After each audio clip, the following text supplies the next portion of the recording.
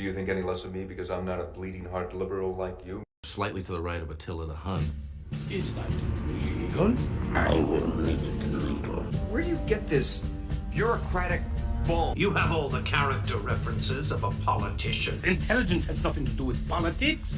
This president is not above the law. If the dirty air don't get you, the politicians will. The last remnants of the old republic have been swept away. These orders have forced us to declare independence. Wolverines!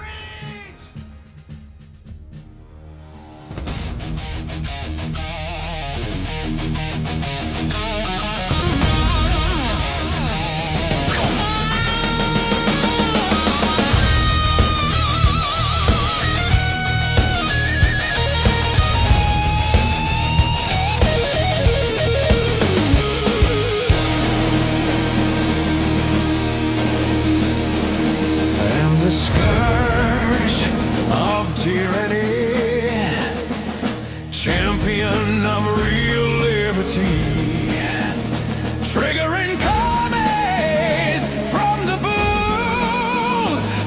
They melt down at the sound of truth. I am the Scourge of Tyranny. If you oppose freedom, you are my enemy. I am the Scourge of Tyranny. If you oppose freedom, you are my enemy.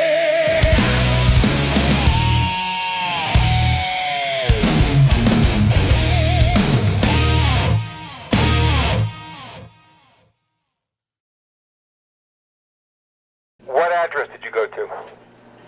It's the one right in the city there. I don't quite remember. Well, there's a lot in the city, and sometimes people get confused. I don't have a record card on you. How long ago did you buy it here? About 4 days, and my eyes is going crazy. And Mr. Rosenberg, I don't believe you bought it at this office because I'm the only one here. I don't wear glasses, and if it was 4 days ago, I would have remembered you. And I don't have a record card on you. Did you go to the Empire State Building? I went to the Empire State Building, and I can't see so good. So you went to see Dr. Yeah, but he's an asshole. I couldn't see so good from the Empire State Building. Well, would you like to make an appointment to come in and see us? I went to the observatory. Because of these glasses, I can't see. Okay, would you like to come in and see us? Sure. Okay. We're at 30 East 60th Street. 35 78th Street. Okay. No. We're at 30. Okay. East 60th Street. All right. Should I bring all my glasses with me? You need an examination. And all my glasses? Mr. Rosenberg, do you need an examination? Okay. Do you need an examination? All right. Yeah? All right. You need an appointment. Right. And I'll bring all my shoes and my glasses with me.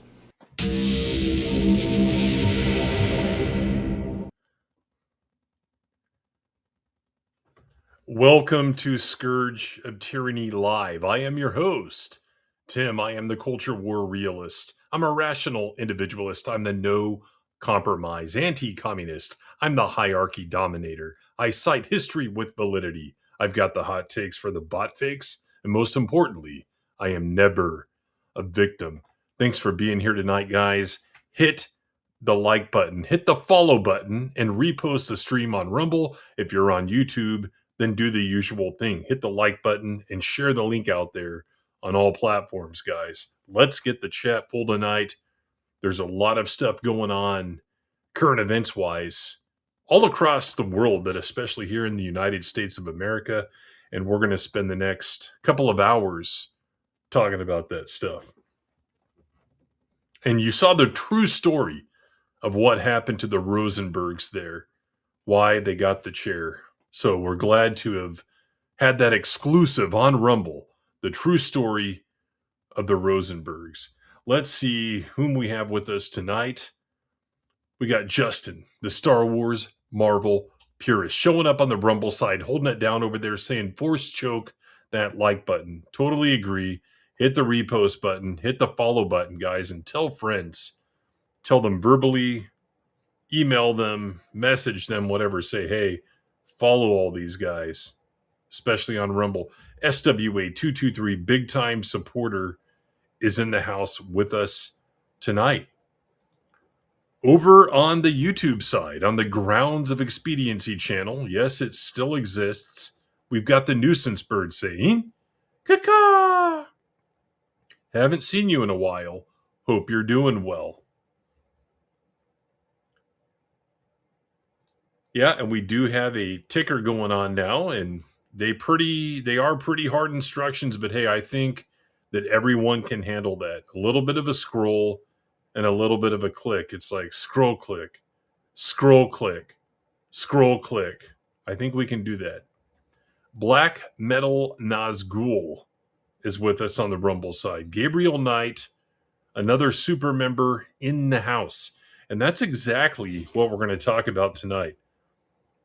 Before I bring my guests in, I'm going to go over the entire history and how it connects to what's going on today. There's some pretty scary implications. And I'm not just playing that up. There really are some scary implications. You should be scared about what's going on in Minnesota and worried about where else is that happening.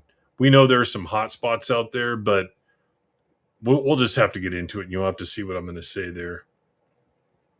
Steezo for life, another super member saying howdy, because guess what, guys? We say howdy here. Yep. Jerky Boys, what are you guys talking about? That was some of the grand jury evidence released in 2008 from the Rosenberg trial in the 1950s. 1951, I believe it was. Maybe 53. Jack of all casuals, haven't seen you in a while. Hope you're doing well. Yeah, we're going live every Sunday night pretty consistently. Different topic every Sunday night. We did Off the Treks last week. Blake and I did wrestling the week before that. And then I think we did 2 straight weeks. No, we did the Toxic Endeavor, one of my new channels on Rumble. And 2 weeks before that, in a row, we did what we're doing tonight, Scourge of Tyranny. Thanks for being here, Jack. On the YouTube side. Make sure, Jack, that you have a Rumble account as a longtime follower. We've gone into YouTube, what's happened with all of our channels. I've proven that USA is shadow banned. Put out a video, maybe get 100 views if I'm lucky. On my new channel, not even 200 subscribers yet. Put out a video. Quite frankly, some of them are pretty low effort, but more effort than most people. And I'll get 600, 700, 800 views. Sometimes over 1,000 views. What in the hell is going on with that? USA is shadow banned. We got to look at other platforms. And Rumble is growing in the opportunities. We'll have to see where it goes.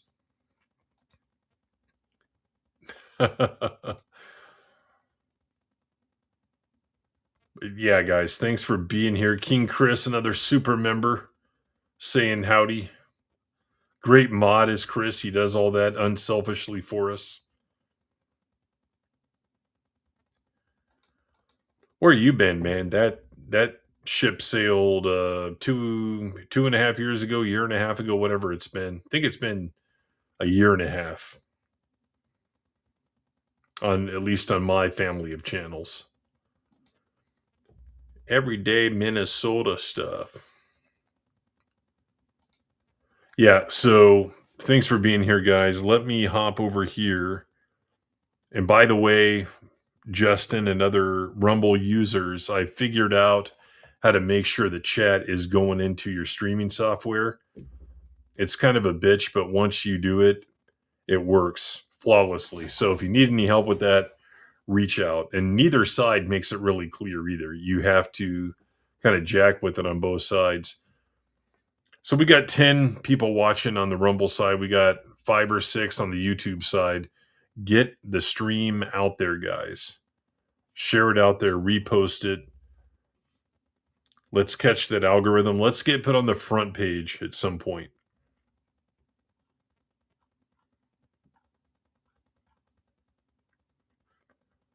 Let me see if streaming software caught this.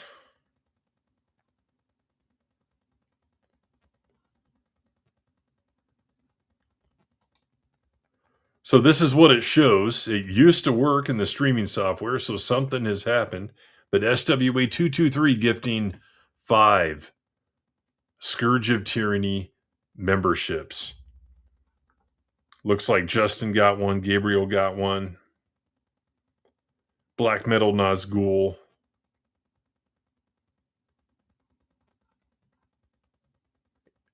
and a few others. SWA223, big time supporter over here, especially on the Rumble side. We can't thank you enough. And I'm going to go into that in a minute, but first let's play some stuff here. Let's see what we've got on the political side. Are you prepared for the kind of death you've earned, little man? What? The commie bastard gets no food. Yes, thanks for calling and not reversing the charges. Yes, bye. Shithead.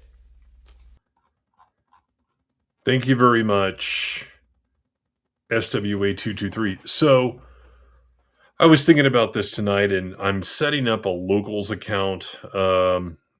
We'll see where that goes, but we need to find some other way to engage with each other. Really don't like Discord that much. You guys know the kind of stuff that goes on in Discord. I'm pretty sure the platform owners are not based. And, X is a little bit too public. And quite honestly, that app is going to shit just from a user experience perspective and stuff. So I'm looking into locals. I know a lot of people have been using it for years. I'll see where that goes. But here's where I'm going to go with this. Like, in terms of support, here's what you guys got to remember. Like, when we go live, we're not just like clicking the button and talking into a microphone. If you want to be good, or at least try to be good, you've got to do your research, right? You got to make sure you know what you're talking about. You got to have your links pulled up. You got to have your notes ready. You can't just turn the mic on and go. When you're making videos, you're finding images, you're doing the research, you're recording, you're re-recording, you're editing. You're looking at real books, right? Physical media, because books are media. You're looking at videos. You're trying to find all the evidence and stuff you're going to insert into that video. Hours of research if you want to make a good video. We've got streaming software that keeps going up in price. You've got your video editing software that keeps going up in price. Just all this different stuff. So the first goal is, hey, let's keep the lights on, right? Let's try to break even. We've done a little bit more than that on this channel for the first 5 years. Coming up on 5 years, being monetized well past 5 years as a channel in general. But first goal is keep the lights on, so anything you guys can do helps in that regard. You got to buy a new PC every so often, every 3-4 years. And those things are going up in price. Luckily, the one I just bought, I pulled the trigger right around the time that RAM went up. Almost overnight, RAM went up in price about 50%. So I got a PC for, I think, $1,100, and it could have been $1,800 just because of the RAM. So all the help you guys can give us in any way, shape, or form helps. And we're not begging for that. We just want to make it worth our while. So that's kind of why we do what we do.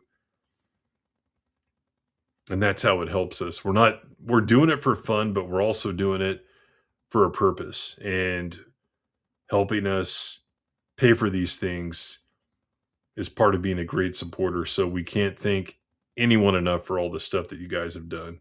Being members, sending supers, all that different stuff that you can do. Helping us out, people with video editing and finding images and videos and stuff like that. So thank you.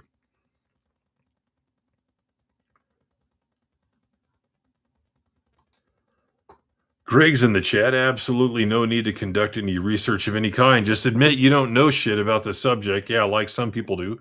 And talk for a minimum of 8 minutes, right? It's that minimum.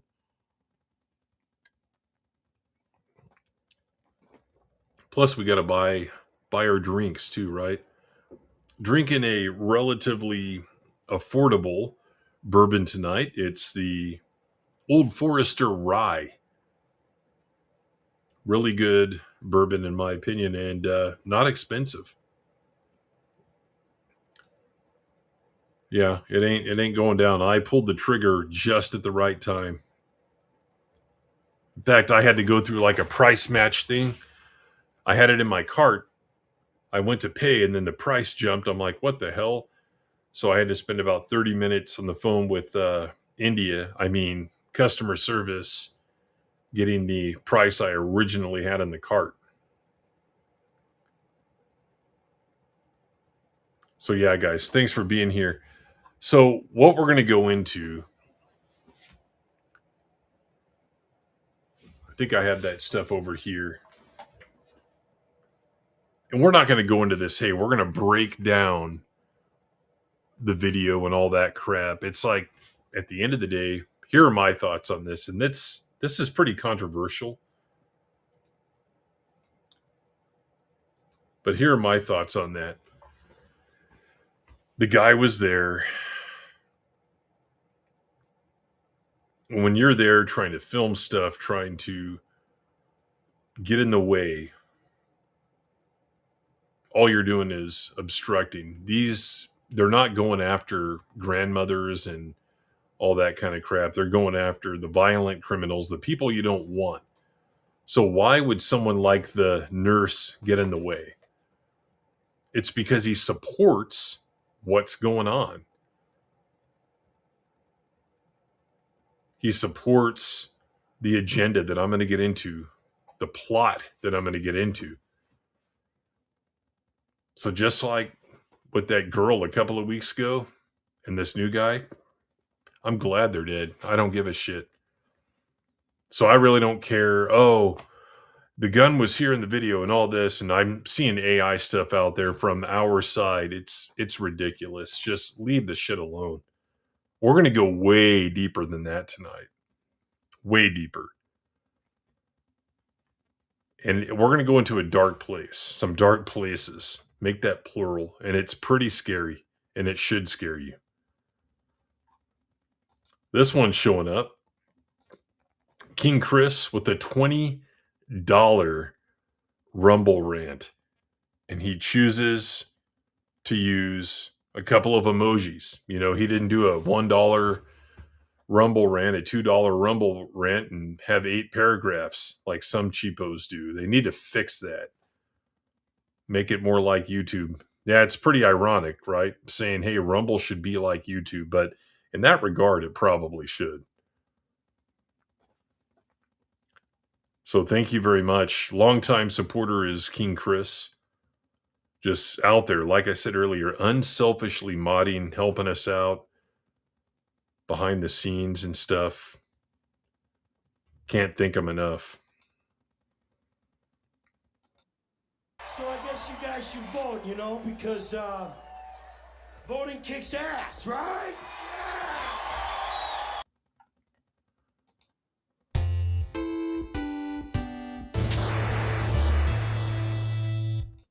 Have you ever seen Jerry Ford with his makeup off?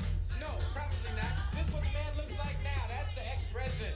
He came here tonight because he couldn't get out when he was running the country. Now he's a civilian, and it's his right to shake his ass just like everybody else. Said, where you want to go? He said, I want to go 385 North. I said, well, let's go. Get Secret Service man. That's with him. And we came down to party in 385 North. You should be proud to have him here. It's our pleasure to have you. Thank you very much. Excuse me. Appreciate it, King Chris. Justin says people want to get out protractors, tape measures, review through computer simulation, and look up handbooks when the shit is happening real time. Split-second decisions have to be made for safety. Yeah, that's another good point, but at the end of the day, like I said, and this sounds really cold-hearted, but I don't give a shit. Like, It's just, we know what's going on in that city, and anyone out there, and to make it worse, a guy out there armed with a known defective handgun model without a license, what the hell is he up to? And we know that Antifa, the group that isn't a group, because don't forget, if your father fought in World War II, then he was a member of Antifa. All that bullshit. We know that they have nurses, EMTs among their ranks that are there sometimes for legitimate purposes to make sure that their own people are safe, and other times it's to make sure that their enemies bleed out. It's pretty scary, but that guy was not there for good reasons. And all the bullshit you see in the media from every outlet possible. I saw one from People, the People magazine, on one of the social media sites. I think it was like Facebook. Oh, he was this and that. It's TMZ. It's everywhere. Hell, even Wall Street Journal, whose opinion editorially is pretty conservative, they're jumping on the bandwagon. It's way deeper than that. Stizo for life, another super member. BLM pretty quiet when cops shoot white people.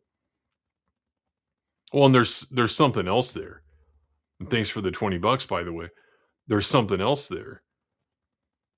I made a post today on X, and X is weird. Like, ever since they changed that algorithm, I think it was like in November, nothing's getting out there. Now, bizarrely, and I don't know if you guys saw this, but I was working, Wednesday, Thursday morning, whenever it was, had to get on a call, and I'm like, all right, I'm going to make a post really quick over here on this screen. I use these screens for work. And it was like, hey, I like prequel Obi-Wan art and stuff. There was a Star Wars Galaxy card art from 94, 95, whatever it was. And then from the silent drifting story in the original Star Wars Marvel comics. So posted that, 13,000 views. What in the hell's going on? Just out of nowhere. And you're looking at who's reposting it. Lots of shills and weirdos. Like, okay, great. And then you make other posts and then you'll get like 5 likes. Whereas 6 months ago, it's like, hey, really cool quote from Star Wars, 50 likes. Hey, here's a cool picture, 70 likes. So it definitely changed. He's being more like Facebook, where you basically have to pay to get your shit seen. And he even came out and said this like a year ago about YouTube and other stuff being promoted on there. It's not going to get any reach.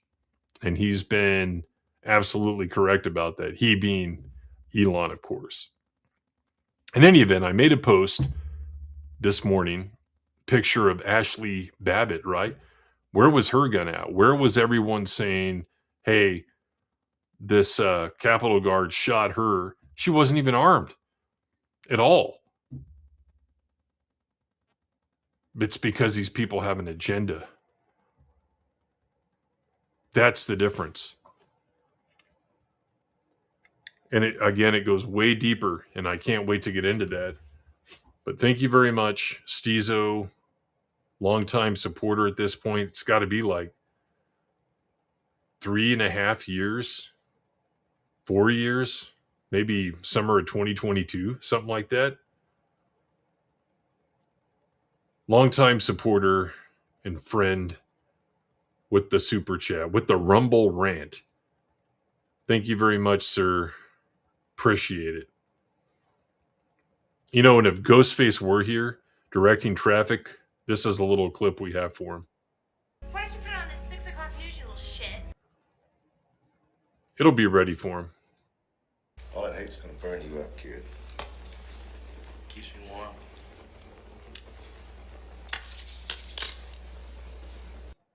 I don't watch TV. It's a cultural wasteland filled with inappropriate metaphors and an unrealistic portrayal of life created by the liberal media elite. Thanks, Stizo.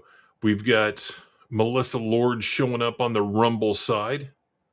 Freaking awesome. Everyone's signing up for Rumble, and you got to give it to this guy here. I think he's behind a lot of that out of necessity. I've had an account since, I think, late 2020. Greg was in there at some point 2020, but never really did anything with it. And I think we've all been challenged to do that. The left blamed Babbitt for being there, exactly. And then I see people making the Rittenhouse comparison when, yeah, he did what he did, but when the law showed up, he did this whole thing. What NFL players do when they're leaving the tunnel, right? Fuck the NFL, by the way. If you watch the Super Bowl, I have no respect for you. What a shit organization. Yeah, runway 7 cleared for landing. Up there in the control tower,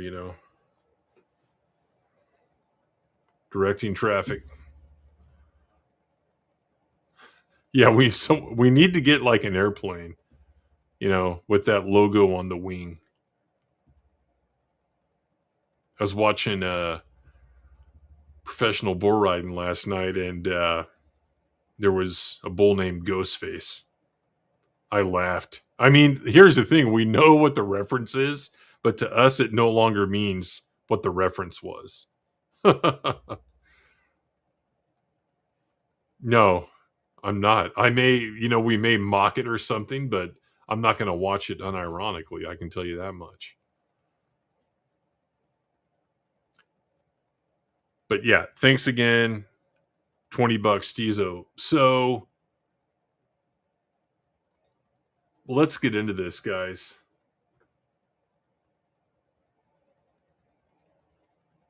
What's happening in Minneapolis goes a lot deeper. And I think we've all kind of known this somewhere in the back of our head. But after what James O'Keefe, formerly and founder, actually, of Project Veritas, Hostile Takeover, he got pushed out a couple of years ago. Now he's just O'Keefe Media. So he made the post about getting a threat, and we're going to lead up to that. But he was threatened, and he's saying it goes deeper than you think. People on the inside working against the current president and his policies. So we have tools out there. Had them, have them, whatever. One of them is, I have it pulled up right here. And you're going to be amazed at where this goes.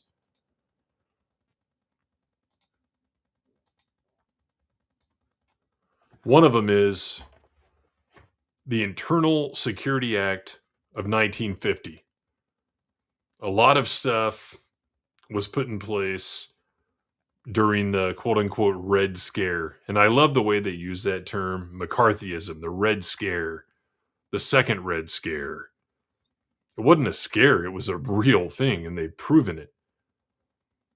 So this act was put into place ostensibly to fight subversives, especially from USSR. Because you guys, if you don't know your history, you don't realize that after World War II was pretty much over, they annexed all those Eastern European countries, and no one decided to do anything about it. Oh yeah, they helped kick Germany's ass. You can just have Poland and whatever else. Just go ahead and take it.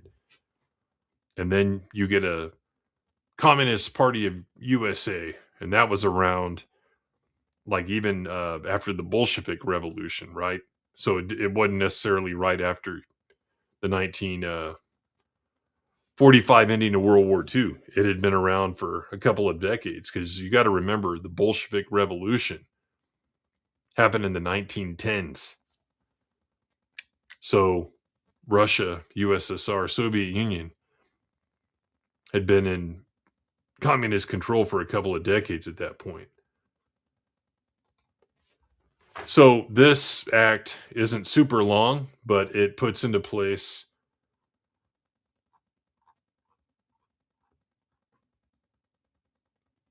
some laws that could be used to combat the communist subversives. So that's 1950. And it was challenged in court at various levels. So 4 years later, you had the actual Communist Control Act of 1954. And hey, man, I'm kind of like WW Con. Is this fuzzy on purpose, guys? Is it me or is this fuzzy on purpose?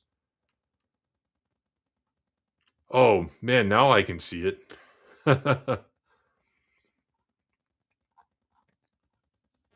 So a certain Republican member of Congress put this forward, and it passed. And again, it was challenged on various grounds over the years, but it was intended to do what it's named. And this one made illegal being a member of any kind of communist party. And how can you say that? That's un-American, banning a political party? Well, you got to realize that the basis on which these laws were proposed and put in place is because the stated strategy of Communist Party of USA and all these Hollywood groups was to overthrow the government. Sometimes in private, as reported by witnesses, violently so. So, all the January 6 pearl clutchers, oh no. Well, this is what the communists were doing in the 1950s, making those kinds of threats. So here's what's interesting. Both of these acts were opposed by Hoover and the FBI. Why? Because they wanted them out in the open. What these would do, it's not going to eliminate a communist party or members of it. It's going to push them underground. Right? And the FBI, for obvious reasons, wouldn't want that because it would make their job harder. And they have a good point there.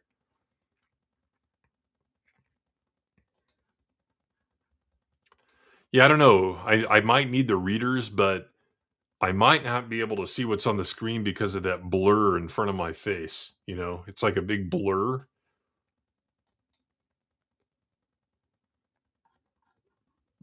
So I think FBI had a good point at the time that, yeah, you make these laws, hey, we're going to come after you and imprison you and prosecute you, at the very least harass you, to push them underground. And then the job is harder because, and it's not just that the job is harder, you're kind of wondering what in the hell is going on, right? If they're not doing it out in the open, what in the hell are they doing? These are still on the books, by the way. Again, they've been challenged for various reasons in court over the decades, but they're still on the books. So, where does this lead? Earlier on, you had something like the Smith Act. What the Smith Act was, it was more aimed at the violent overthrow of the government directly. And again, these Hollywood types that were union members and all that type of crap, the guilds, they weren't necessarily calling for the direct overthrow by violent means.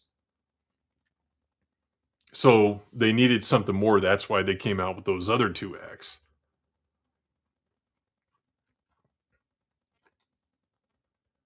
Then you had stuff like this, just kind of like in the Jerky Boys thing. You had the Rosenbergs, right?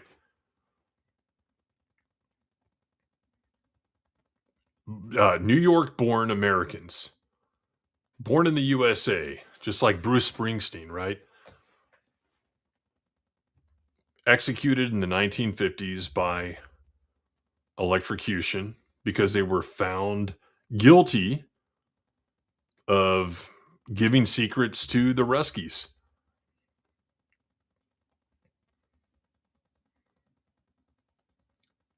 Prosecuted along with a bunch of other people. They just weren't the only ones. They had a little circle going there where they lived.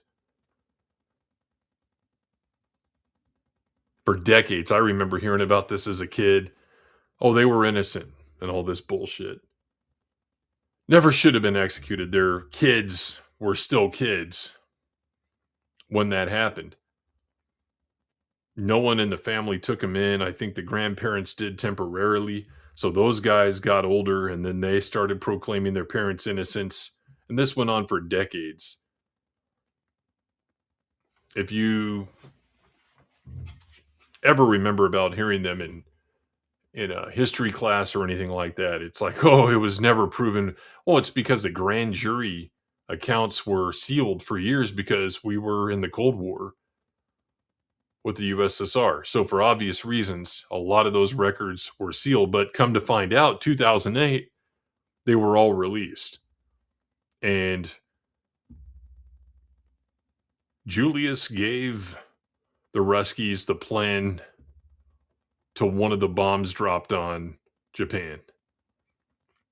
And the belief was that it put the USSR way ahead of where they should have been, which is far behind us on development of nuclear weapons. So if you think about all the issues that caused, he's probably responsible for the deaths of 50,000 people. So he should have been executed. Because then they moved the goalpost. Okay, so all this evidence is there. Well, they shouldn't have been executed. And she shouldn't have been because she was just the wife. Well, she put everything on paper, typewriter, all that stuff. She was complicit in all this stuff going on. Found out something interesting that happened with her, though. And I'll tell you guys what happened with that and what the investigators were actually doing.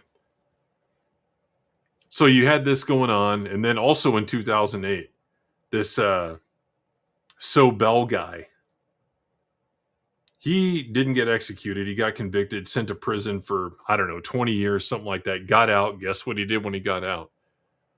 He started supporting leftist causes, full-blown socialist causes, all that shit. And he even admitted after the 2008 release of all the records that, yeah, Rosenberg was passing stuff off to the Russians. But I don't know if he was pushing the bomb stuff off to him. But he admitted that they were doing that. And this guy, Sobel, died like an unabashed Marxist piece of shit.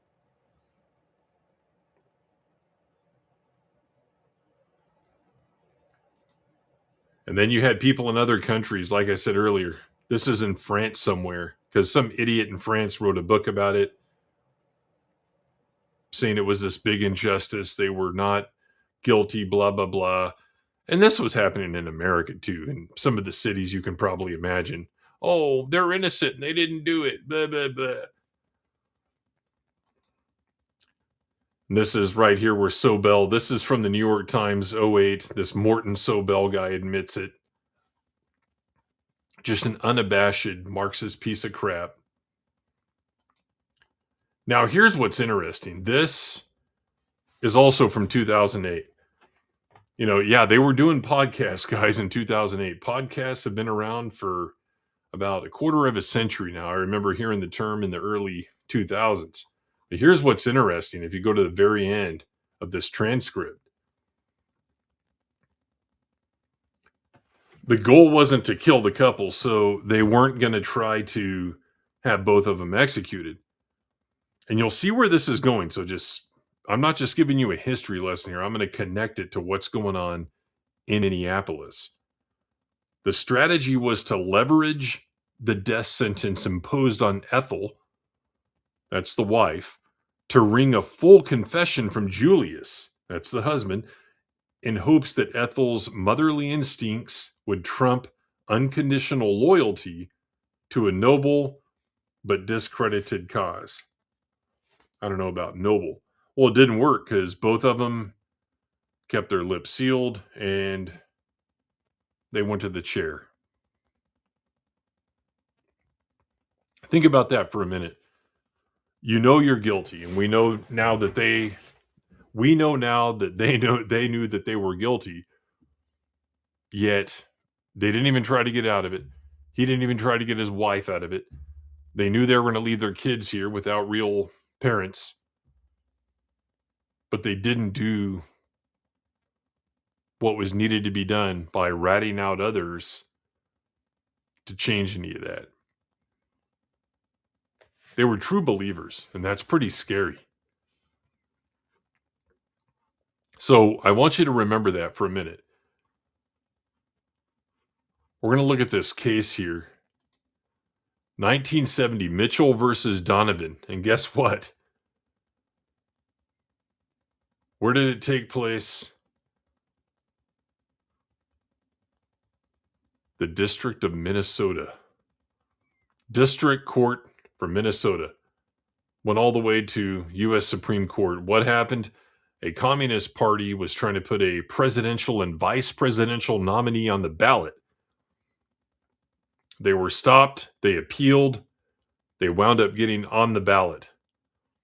1970. This is in Minnesota. Okay. Obviously, they didn't win, but way more people voted for them than should have. I think the number's in here, but it's like 400 people or something like that. You're like, oh, that's nothing in a city the size of Minnesota. It's way more than I'm comfortable with. So that's in Minnesota in 1970, guys.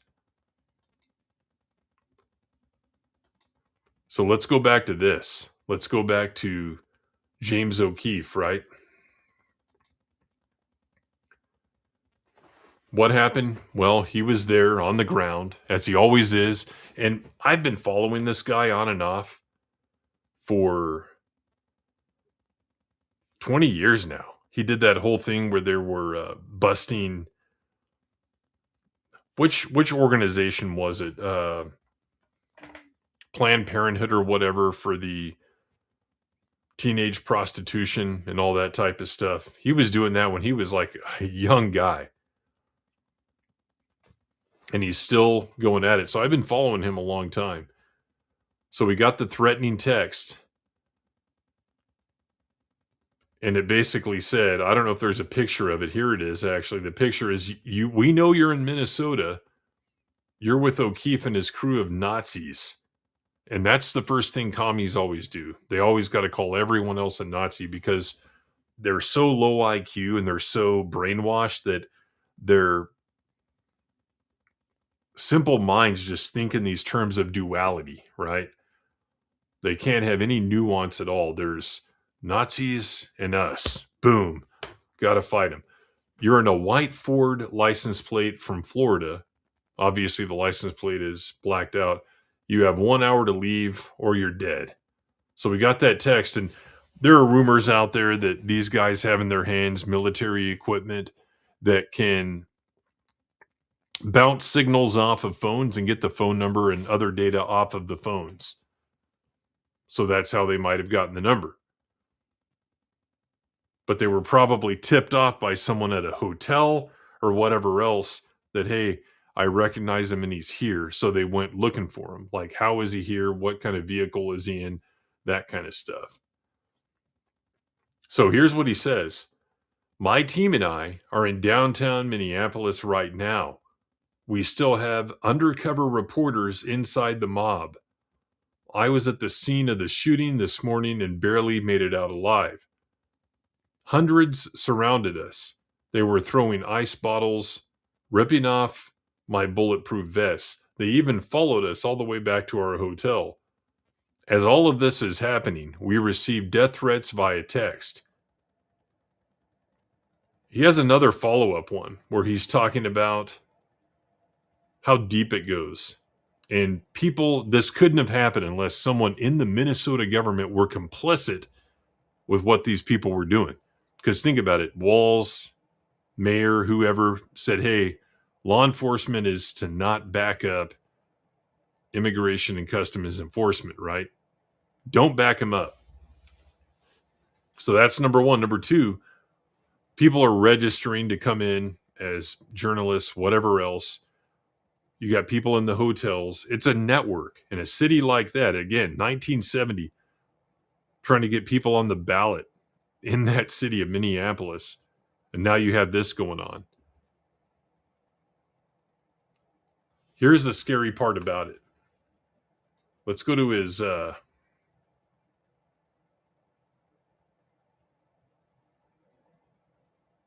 Here it is right here. I want to read this whole thing because it's going to connect to where I'm going with this. I've never experienced anything quite like that, quite like today in my life. I've interacted with the cartel, assuming he means Mexican cartel, and have witnessed some crazy things in the desert in 2024. But what strikes me is how organized these agitators in Minneapolis are. They have spotters everywhere in the city and suburbs, on street corners, even 30 minutes away from downtown.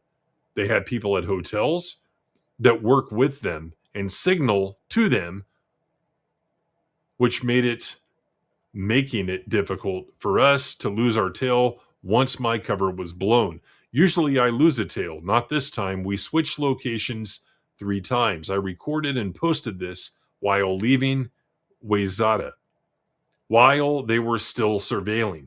We all agreed we must make the threats public ASAP, even if we had people still in the field with the hidden cams. Earlier around noon, while this person here, Cam, released his report on the signal threads, I was inside what appeared to be a fully autonomous zone. No police presence. The police were told to leave. I identified myself as Press, and they said they will kill Press and they will not let me leave.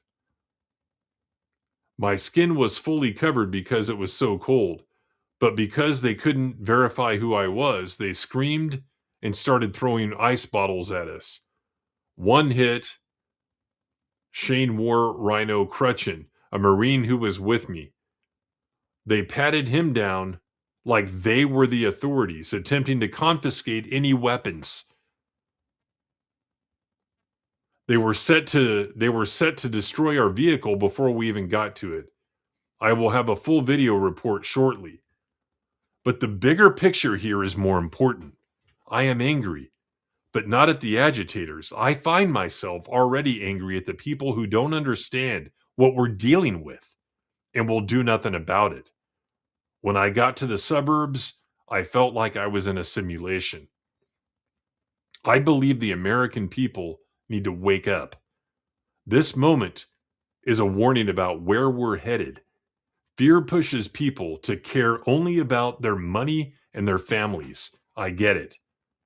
But when fear turns inward, when self-preservation and greed replace moral courage, evil goes unchallenged.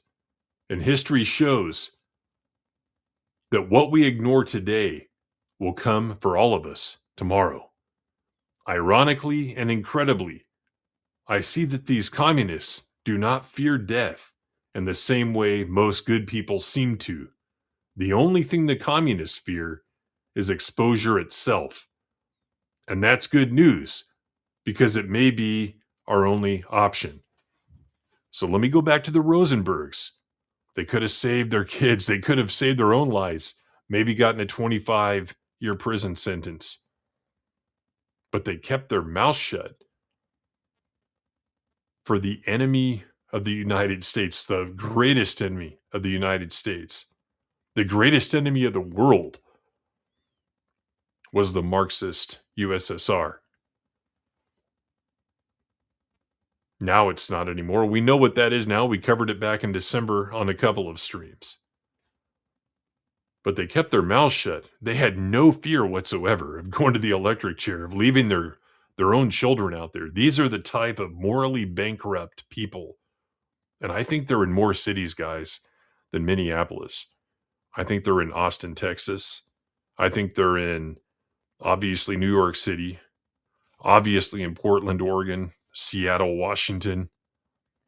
Probably Denver, Colorado.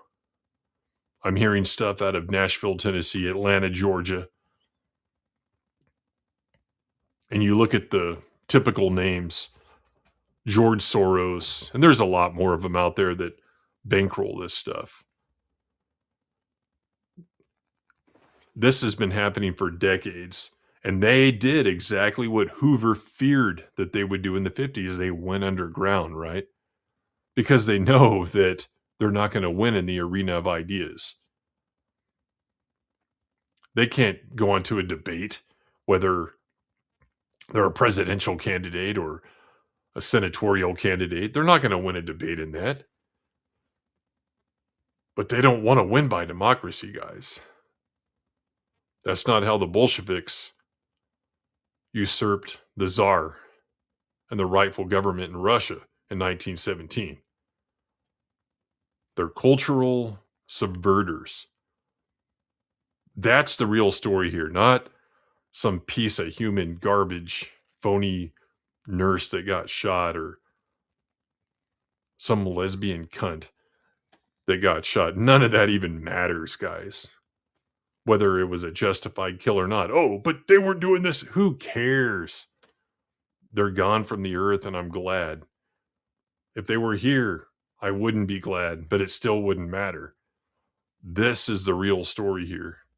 James inadvertently, somehow this guy's been blessed with exposing stuff. And he's not a crackpot like some of the other, social media personalities out there. He's out there seeing this stuff and doing this stuff himself. This whole pattern we've seen since the 1950s. They're not afraid. They're underground. And they're here. And they have no morals. We can't expect them to afford to us the courtesy of fairness, of an honorable death even. They will shoot you in the back at the drop of a hat. That's what we're going up against. And they will continue to, Stezo. So all this means here that the government in Minnesota is complicit. The fact that this was happening in the streets more than once over the last couple of years, right? Since COVID, really. People are complicit with it in the government in Minnesota and in all these other states. Yeah, you're exactly right. Mogadishu, that's a great reference there.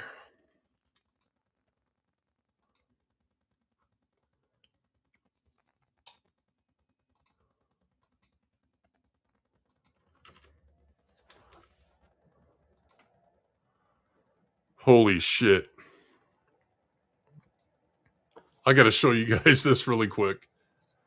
Just take a little lighthearted break from all that heavy shit. Let's take a look at what King Chris just sent me. We got to expand this, Chris. Here we go.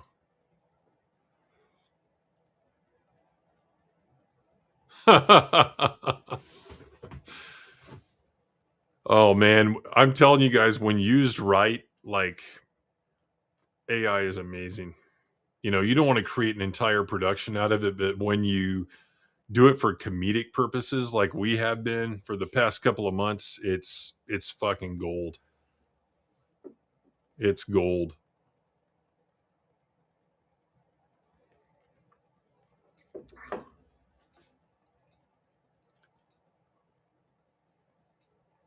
Oh no, and that's the implication, Gabriel Knight. That's the implication that that's where O'Keefe is going with that. Like even all the way up to Walls, right? Like why is he doing the stuff he's doing? If he's not doing it enthusiastically, he's doing it because he fears for himself, right? We can sit here criticizing the Democrat Party, the agitators, the people actually in the streets, but I like James' point that, and he didn't use these words, but this is what he means. Everyone's gotten too comfortable, right? We're all too comfortable. We don't want to disrupt our lives and do what's necessary. Look what he's done for years. He's put himself in danger many times in really uncomfortable situations. But think about it right now. Would you, if this was happening in your town and they just started kicking doors down and terrorizing people. Like, would you do anything about it? Would you gather the militia together, get the posse together and go combat them, knowing that when you stepped out the door, you may not ever step back in? That's a hard question to answer because everyone is in survival mode in these situations, right? But you go back to World War II, World War One, you go way back, right? The American Revolution, the War for Independence, as I like to call it. All those guys living in camps in the snow with barely any food, their clothes falling apart. Would we have the courage to do that in 2025 at a smaller level against internal threats, against domestic threats? Just ask yourself that. That's where James is going with this. Everyone expects someone else to do something.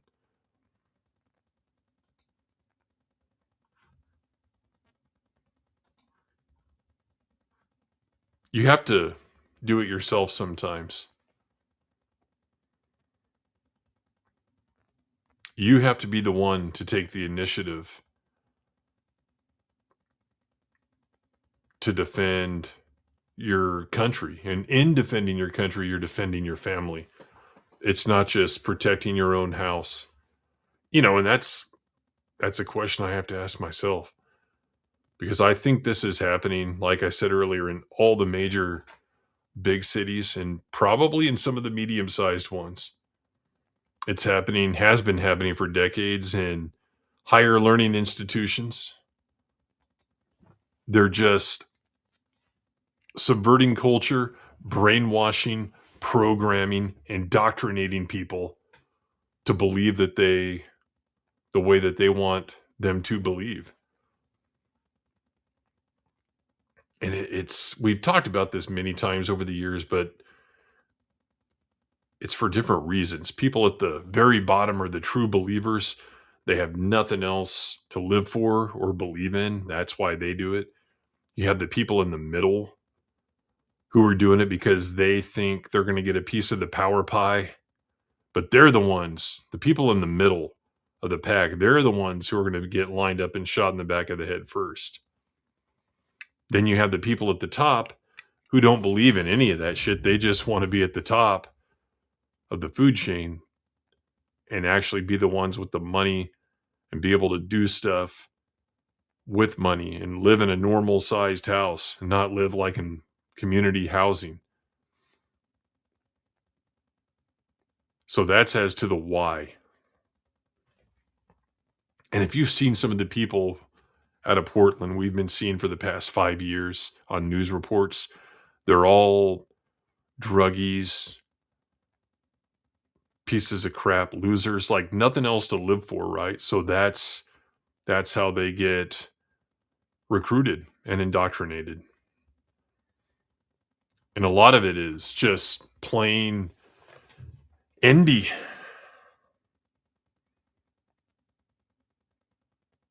That's what fuels Marxism, is envy. Someone else has something else that I don't have, so I have to attack them so that I can have that thing. Even though I didn't earn it, even though I don't deserve it. What's funny, some of this stuff was going down in another Portland, in Portland, Maine.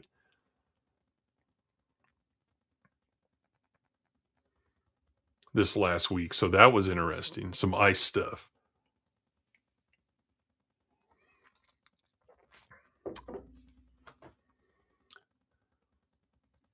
Yeah, we need to, I can add that myself easily. Yeah. Got to have like a voiceover on that. You know what though? Here's the thing, Jorge, like let's save America first. And then we can save the American dream. Like when I say save America, I mean America as we know it, right? We don't want to wake up 15 years from now and it's the North American Socialist States of America or something like that.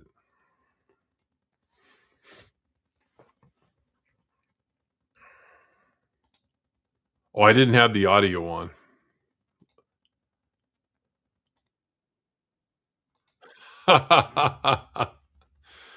Yeah, I'm gonna screen record that or download it. Send it to me on Discord so I can download it. And I'm gonna use that as one of my new clips, and I'm sure Justin will too. Yeah, that's another good one. Fantastic. So just a little bit ago, I sent the link out to my guest for tonight.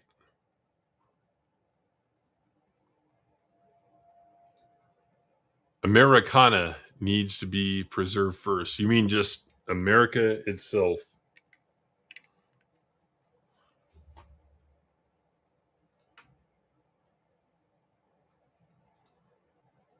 It's pretty scary that they just want to subvert that, you know? People, here's a good analogy there. These rabble rousers that you get in Portland, Minneapolis, wherever, they work harder to be troublemakers. They put themselves at more risk to be troublemakers than they would if they just worked hard and tried to make a life for themselves. People will do that. They will take the easier path. Easier in the sense that there's no kind of expectation or supervision over what they do. Just do whatever the hell you want. Cause violence, cause destruction. Instead of waking up at 6:30 in the morning and going to work every day, right? It's easier for them just to not work. Easier for them to put themselves at risk of getting shot by rubber bullets and hit in the face with a tear gas canister.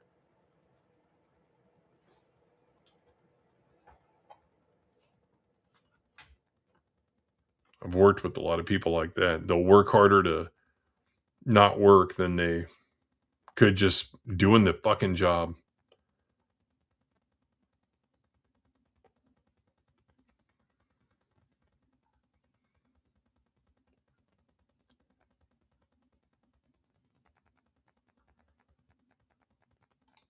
We don't serve their kind here.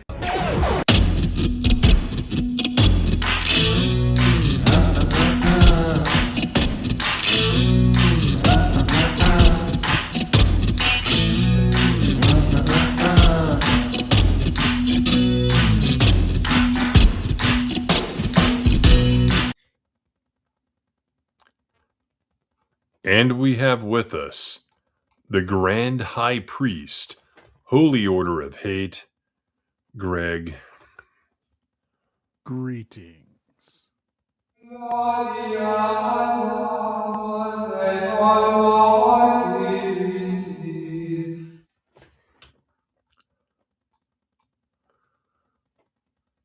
So did you catch all that? Most of it. Yeah, it's just interesting when you start reading and making connections. As soon as I saw that post from O'Keefe, I'm like, wait a minute here. Something is in the back of my head. I start researching the Rosenbergs, those acts, and I'm like, it all makes sense now.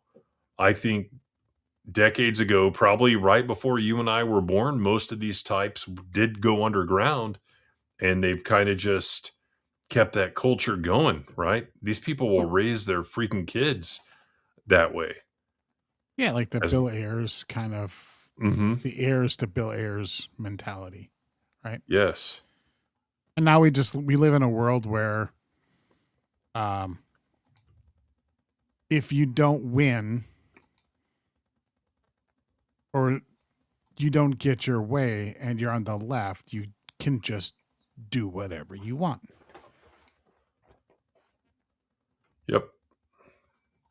You know, and if the right even has like a minor moment, right? J6. It's the end of the world. It's the end of democracy itself, right? Yep. Kind of weird how that works. Well, it's kind of weird how... Okay. It's kind of weird how it works, and I made this point before, that They're pearl clutching because January 6th was about going after people that were part of the system, right? Part of the state. They're gods to these people, right? If you're part of the bureaucracy, when they're in power, then these people are gods and goddesses to them. Can you imagine AOC cowering under her desk in the chamber, stuff like that, versus a young or old couple, whoever it is, in their shop that's boarded up and someone's about to ram the damn thing down and kill them? Who cares about them? They're not our gods. I made that point more than once. It's very telling that they pearl clutch over January 6th, but didn't give a shit about the Summer of Love and what went on with that. Right. And like, I think like with this recent shooting in Minneapolis, and of course it's always Minneapolis, like it's always the cities that are the sanctuary cities. And these things that are happening in these sanctuary cities are organized and have been organized. They're clearly just running a playbook. They knew that sanctuary cities were going to be on the target list for ICE. They knew ahead of time, and they've known since Trump won the election that was likely going to be the case. And they've made plans and preparation and put infrastructure in place to disrupt the law. And it's kind of funny because like I remember when like Texas wasn't allowed to put razor wire over their own border with Mexico because the federal government didn't want them to, and so they had to take it down. They went to court. I think they went to court with Arizona and New Mexico as well over in the last 20 years to stop the states from enforcing the law because it was the Fed's job. And now you have this weird situation now where it's like, well, now state supremacy is the prevailing factor. What's changed just simply what side. It's, if Trump wants to do it, then, it's the end of the world. It has to be stopped at any cost. But, this thing in Minnesota, and I want to kind of backtrack because, everybody's talking about the shooting, but like, I don't want to forget because, we did Off the Tracks last week, and so we didn't really get a chance to address it here, was that storming of the church. Yeah. That happened in Minneapolis as well. That Don Lemon was a part of, right? Piece of shit, Don Lemon. Faggot.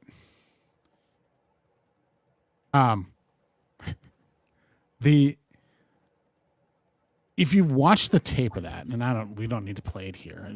There's a million places where you can find the tape to review it yourself. They're like, this is our exercise of free speech. To come in onto private property and disrupt a church service, they think is a First Amendment right. And you see it here too. And unfortunately, like too many people on our side are getting caught up in the gun part of it, right? Yep, exactly. And you got too many people that are just like, oh, it's a Second Amendment thing. Or like, how come, now Republicans don't want people to carry weapons? No, I think by and large, Republicans don't think that way. I think they're trying to make a rationalization to defend their side, and they're choosing a very, very poor one. This is not a protest. Okay. You do not simply complaining about the government does not give you a free pass to do whatever the hell you want. And you can just say it's the First Amendment when you do it. That's not how the First Amendment works. And that's not how the First Amendment right to protest works either. You cannot just protest and organize a protest wherever you want. Those are unlawful assemblies. There's laws on the books that's enforced, unless, of course, it's Black Lives Matter or Minneapolis, right? We didn't enforce the laws. You talked about Rittenhouse earlier. Like we didn't enforce the laws in Kenosha. Our wonderful governor in Wisconsin gave them the stand down order and just let them loot and burn that whole stretch of town down. Which resulted in the lack of order is exactly what resulted in, Kyle Rittenhouse ridding the world of 3 pieces of shit. But you do not have a right to, it is not a protest to go and stalk and prevent ICE from doing their job. In fact, it's a felony. Like, that is not part of your First Amendment. Now, you can protest what ICE is doing, but there's a time and place for that, right? You can't protest and follow them around and stalk them and prevent them from doing their job or block roads. And I honestly, truly, in my heart of hearts, believe that an instantaneous executed death penalty for anybody blocking a roadway is justified. Always and fucking forever. Block a road, die. That's the world I want to live in. Tired of these fucking protesters blocking freeways and all that other shit. You want to block traffic? Then get fucking run over or get shot. I ain't going to feel sorry for either one. You deserve it. I'm glad it happened. The world is a better place. My forward progression is liberty. And when you block it, you're taking my liberty away from me. And what are you when you want to take away my liberty? You are my enemy. And what do I want to do to my enemies? I want to destroy them. So I totally agree with you. Well, the thing is they'll kill us if given an opportunity. They absolutely will. They'll throw us in jail forever if you happen to be on the present during January 6th, right? They were gonna keep you from working during the COVID if you didn't get the jab. Yeah, they were gonna do all sorts of stuff. They are totalitarians through and through.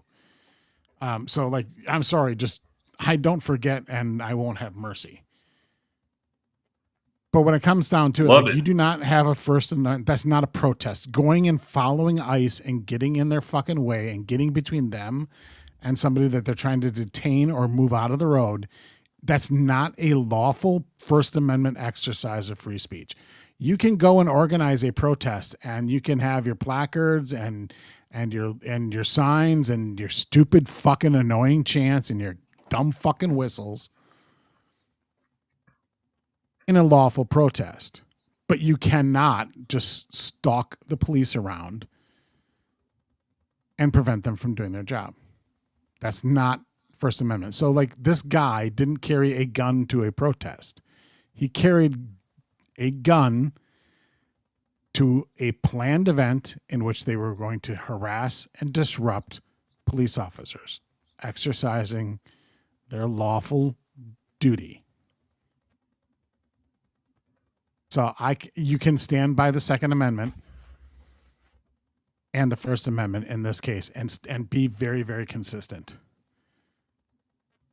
I'm sure that the left would say that, like, if it's a Tea Party rally, right? Yeah. Would they say that, like, no, you cannot?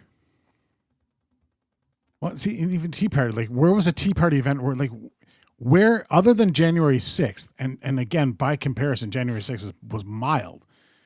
Like, where has there been like the unlawful protests from the right? They just kind of don't a good exist. example for you. I think this was in Texas during maybe Obama's second term. There was some guy like on the side of the road or whatever, and he was not pro-Obama, whatever, and he was open carrying. Like, it was in the holster, and they're like, oh my gosh, there's a guy. He's on the side of the road with the gun, and the president's driving by or whatever. So there's your example right there. We can go out there and find that. They even interviewed the guy. They tried to do like a Joe the Plumber thing and make him look stupid and all that kind of shit. Of course. Yeah, I'll have to go find that for the next show, but that's your example that you're looking for right there. Or no one said shit about that. And you saw what I put on X today. Where was Ashley Babbitt's gun? right? She didn't even have one, and she got shot, and that was a justified kill because they're protecting their gods inside the Senate chamber, inside both houses of Congress. Yeah. I don't feel bad for this dude, the pretty or whatever. I don't feel bad for the chick in the car. I'm really fucking Reminds me of the tired. meme. I'm sorry. The pretty good. Yeah. That was a great fucking meme. Yeah, it was. Thanks for having those last names, dead people. We appreciate it. Yeah, that just really kind of worked out well. How's ICE doing it? Like, it's not a coincidence that like all these issues are happening in Minneapolis, in a sanctuary city. Like, ICE is doing the same work, all sorts of places, in major urban areas throughout the country. They've been, and they're only having issues in what? Chicago, Minneapolis, and LA. Wonder why that is. Not Portland too. Yeah. Hang on a minute. And now, like, if you're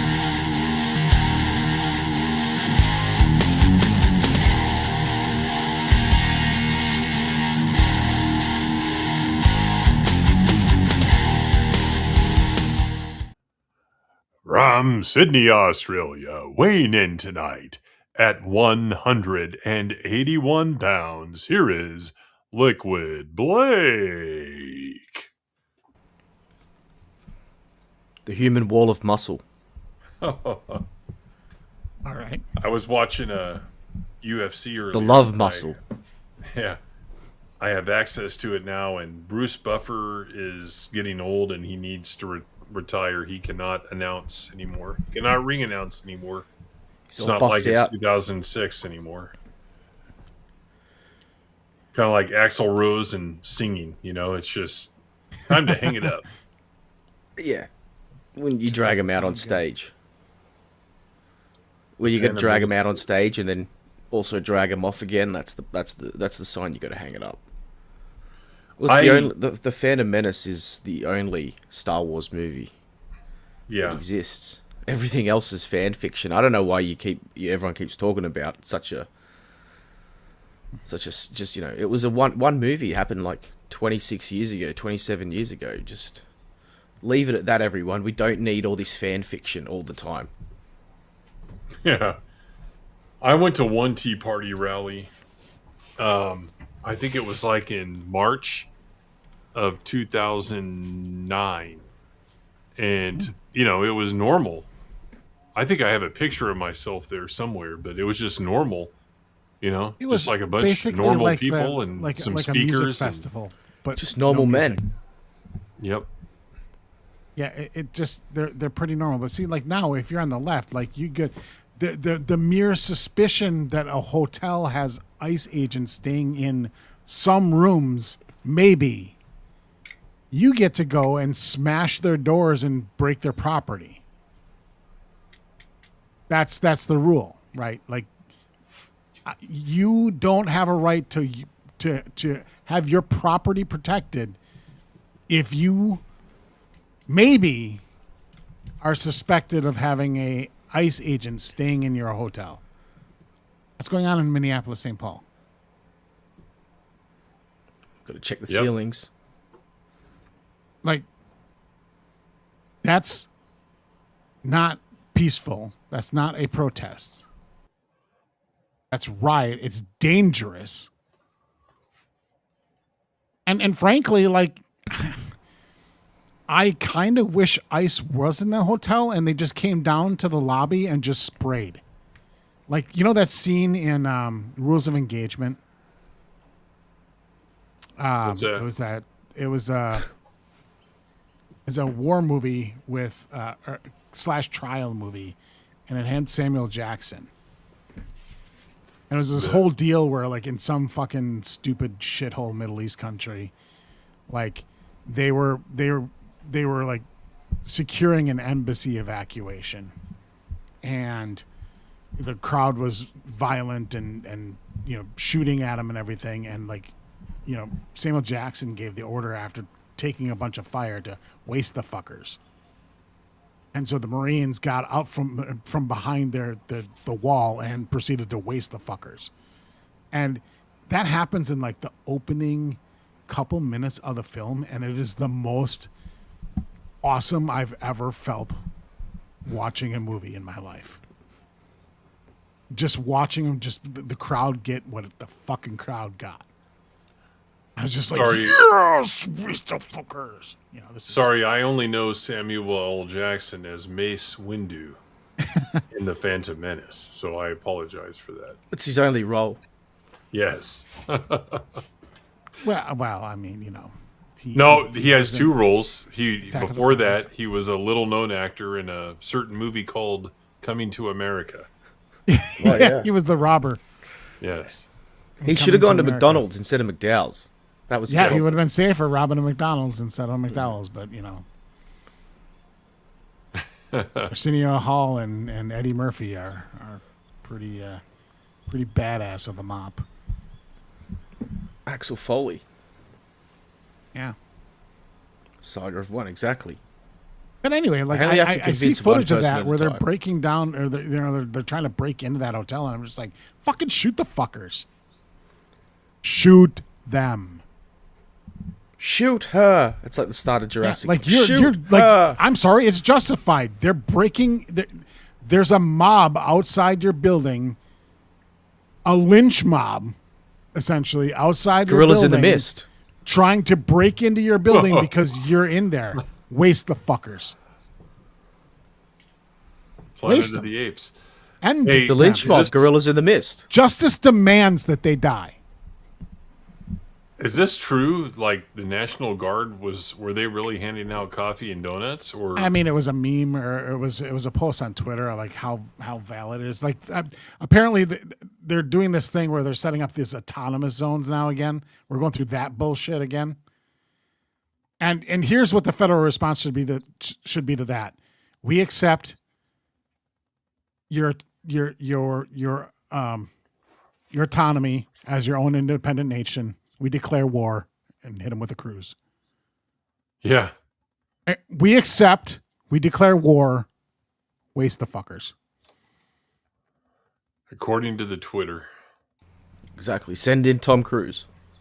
I mean, because could you imagine like some guy who's like running a cult or whatever, like declaring his own area, and then like, you know, the FBI burning his whole fucking, you know, gee, I couldn't imagine that happening. Because right wingers are never allowed to have their own autonomous zones. They get raided by the FBI and murdered.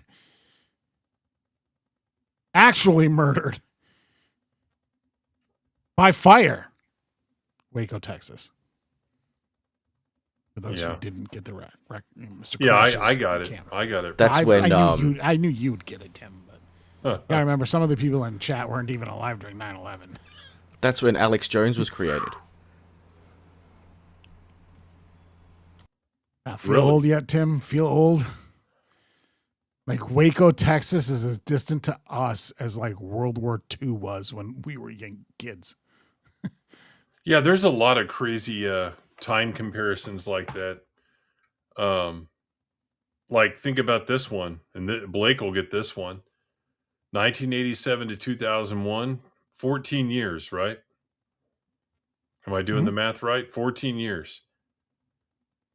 2001 to 2026, 25 years, right? So only a few more years, and we'll be double the amount of time from WrestleMania 17, the greatest of all time, to now from WrestleMania 3, probably like the one that really put them on the map until WrestleMania 17. But it feels like they were only a few years apart. It's just insane. Feels like only yesterday. That's the first pay-per-view I got was 3. And technically it was closed circuit. It wasn't like really pay-per-view. So that's the one with the fake body slam. Fake body slam? What do you mean? where Andre the Giant jumped and he just kind of like briefly flipped him over. Yeah. When Andre was slammed for the first time ever. Well, yeah, right. Kamala slammed him. He was flipped. Shit, all kinds of guys had slammed him, like on, arena shows the prior 10 years before that. Sure. I mean, it's such a big deal. Hell, him and Hulk had matches like in AWA and stuff.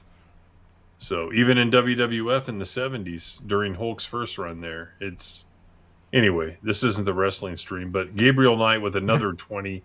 Did anyone get a chance to read through the panicked replies of those fucks in that Signal chat after they learned they were... I don't even know what the Signal chat is. So the Signal chat... Well, you know what Signal is. Of course, Greg knows. Go. Tell us what it is. You know what Signal is? Signal is that... Yeah, you're the one that made me get that like in 2020. Yeah. I still have it on my phone, by the way. Yeah, me too. Anyway. I never use it.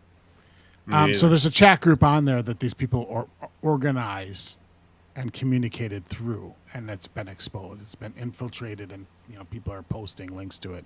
And the fact that it's been exposed... Exposed. And so the people that are in that chat group were panicking that they were then going to be exposed as, potentially aiding and abetting insurrectionist acts, which they ought to be. Yeah. I think they're all currently driving to Canada. Well, they can stay there. I mean, I'm perfectly fine with giving, other people have mentioned it since I mentioned it, but we'll take Alberta. They can have Minnesota, and then we declare war on Canada and blow up Minnesota. You're working your way from the up. You're going up, then just back down again. Well, I want Alberta because it's Has it got some of them rare earths? Yeah, sure. And oil. We'll take the oil. And it's not like fucking, Vancouver or Toronto, so. It's been less than a year since I noticed this Krasenstein guy, and he's involved in that Signal thing. Yep. That's the only thing I know about the Signal thing is I've seen him implicated in it. But how did this guy even get famous? He's one of those people that I think he was one of those like blue check, people that were around in the blue check world when blue checks were like this elite group of group thinkers. That's how you got your blue check. And so it's just one of those people that are like, it's only accredited in accredited circles. So like the real world doesn't give a shit what Ed says about anything. But the people in his, he's high ranking, I guess, in his little social group of insignificant Twitter and Blue Sky commentator. He's I would say he's like he's the Jack Posobiec of the other side. Okay, gotcha. Just basically, and honestly, he gets most of his attention and play because our side keeps fucking bringing him up and quote tweeting him and everything rather than just ignoring him like the little piece of shit he is. He's like, I thought it was suck out, mega. I'm in this Signal group. I'm like, I thought it was Brian, not Ed. I think they're brothers. Okay. Oh, there's two of them now. Yeah, but the idea that oh, we can do this in this because it's a First Amendment thing. It'd be like, not if you're conspiring to commit a felony. Like that's conspiracy. That's not free. Free speech doesn't mean that you just get to do whatever you want. You know what that group reminds me of? It reminds me of whatever was going on about 6 months ago when a certain group came up with some fake screenshots, right? Oh, yeah. About some of us. I guarantee it was going on in a little thing like that. Bunches of pieces of shit. They would never do that to you in person or to your face at all. They never would because they're fucking pussies. Well, I mean, our side's reactions to it are just kind of, for me, it's frustrating because, duh. Of course they've been, you think the level of coordination that's going on, they don't have chat groups? Right.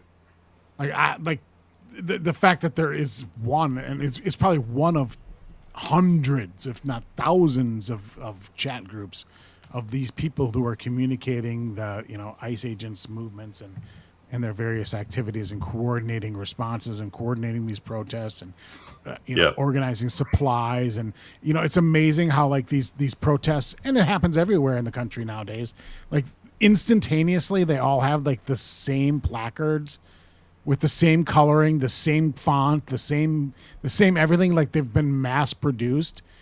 But it's spontaneous. It's a spontaneous reaction to something. It's like, no, there's an entire infrastructure designed to produce these AstroTurf events. No, I think you got it all wrong, Greg. They're learning this stuff from TV. They're just big fans of the A-Team. Yeah, That's I'll tell you guys these tactics from. I'll tell you guys something about the A-Team in a second, but thanks to Gabriel Knight for $20. We got a couple of things to play for that.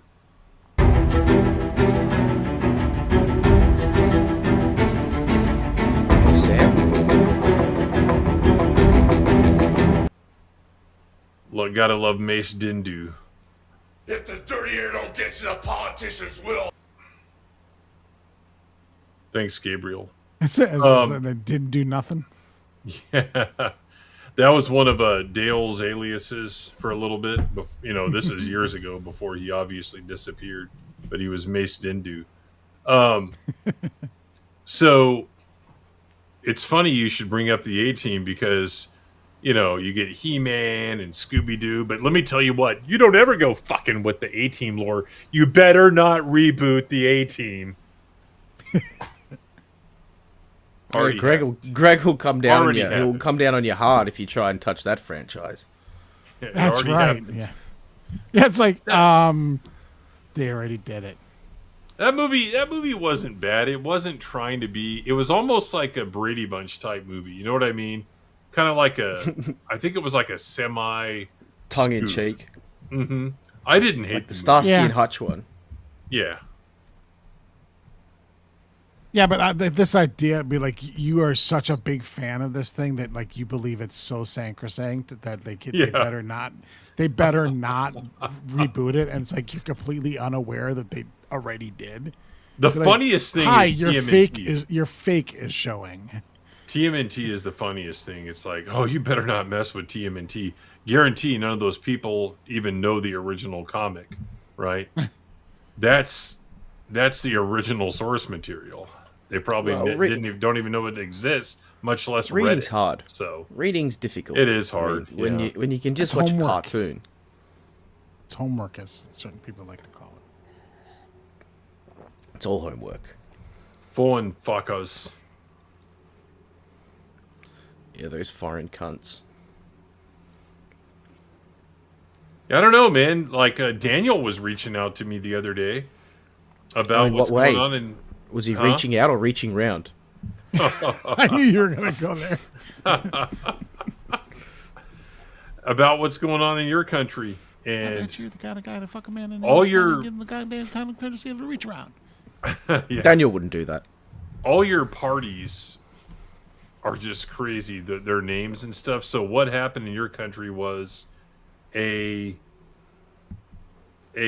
conservative party left a middle of the road party, and they may now coalition with the more conservative party. Is that what's happening? From what I understand, in a nutshell, yeah, that was the Lib Nationals, which have been together as essentially the right coalition for as long as I can remember, and yeah, they split apart.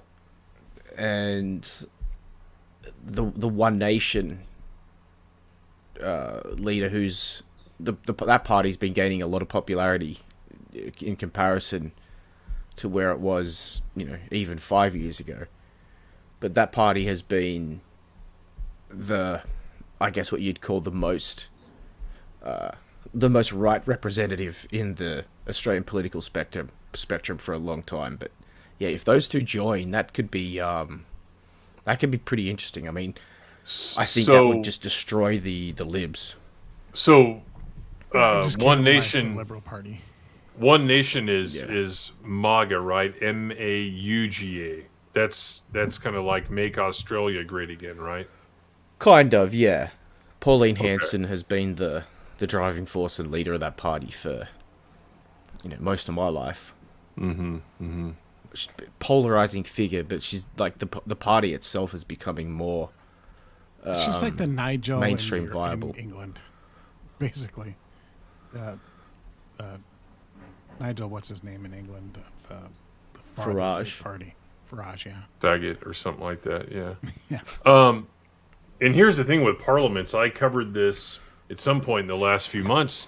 I don't know how Parliament works down under, but in the UK, Parliament is the dictator, and not even both houses. Like House of Commons is mob rule in England. Obviously, the monarchy has no power. The Prime Minister has no fucking power. It's all about the House of Commons and Parliament. They can do whatever the fuck they want with no limitations. The Magna Carta doesn't mean shit. No other document they came up with. They have no constitution. And Parliament, that's why what's going on in England is what's going on, because fucking House of Commons can do whatever the fuck they want, and there's no checks and balances on them. It's scary as hell. And it's essentially too easy to get in and stay in. Yep. Yeah, we have that problem here too, but at least we have more checks and balances. It's not to the level I wish it were, but yeah, at least you have. It's harder to get things done here, and It's that's harder a good to thing. swing violently. From Blissful one gridlock side is to what I the call other. it. Yeah. So you have your core liberties protected by constitutional rights that are much harder to infringe upon based on just one election cycle. Yeah. But you'll have like, and you see this in the states like California and everything, where like the idea of a state constitution is basically a joke because it's so easy to amend their constitution that it's basically just a law. Yeah, yeah. The threshold to pass a constitutional amendment is barely harder than a law. So like, they carry a lot of weight, but they can be easily undone as well. They're not nearly as rigid or long lasting. And I think in your parliament systems too, like you don't really have, you can go ditch to ditch very, very quickly. Well, here's the thing with that, Jack. Like, that may be on the books, but you got to remember, like, even 500 years ago, let's go back 1500s, like, kings were still riding into war, right? So none of these fuckers are going to do that now. Who's actually going to enforce that? You'd have to have all the police apparatus back Yes. in the crown in order to or do or that. or military or someone. And military. Yeah. Wait, you think the mayor of London's going to back the crown? Yeah, exactly. I think so. Yeah. So it may be on the books, but I could never see that happening, like ever, unless it You'll were have some mullahs, like not monarchs.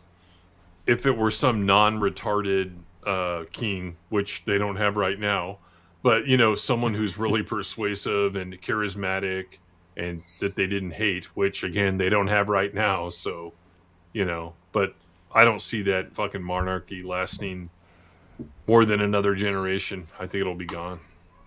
Well, it's almost entirely ceremonial at this point already.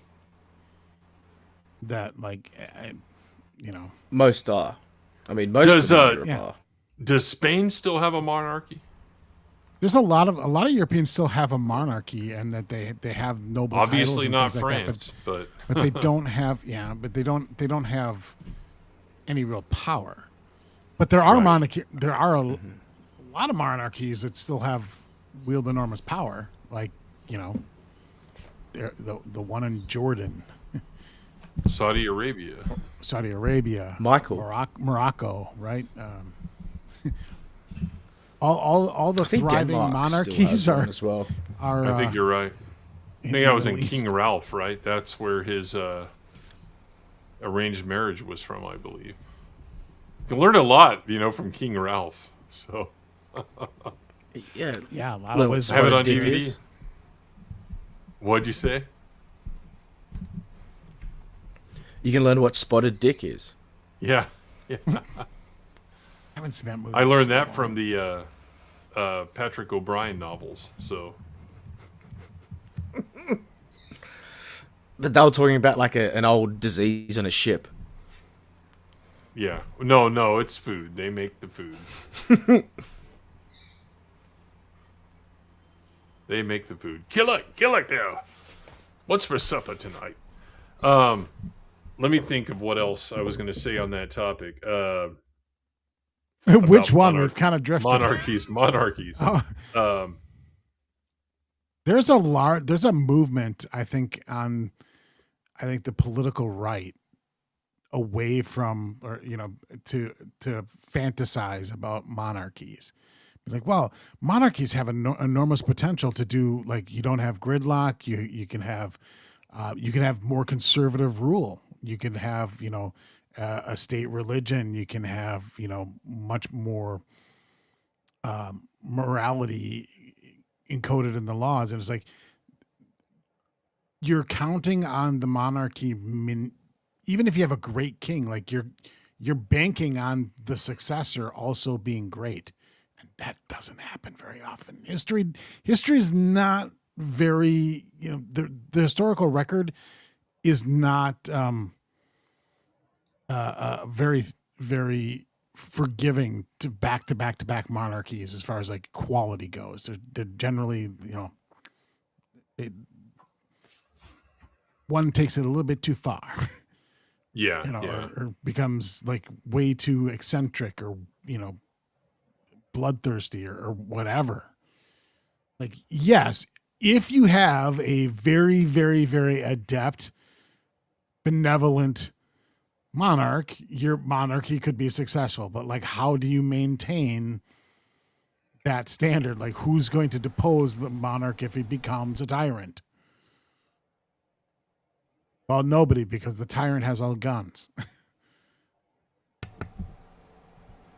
I don't know. I'm rewatching History of Britain.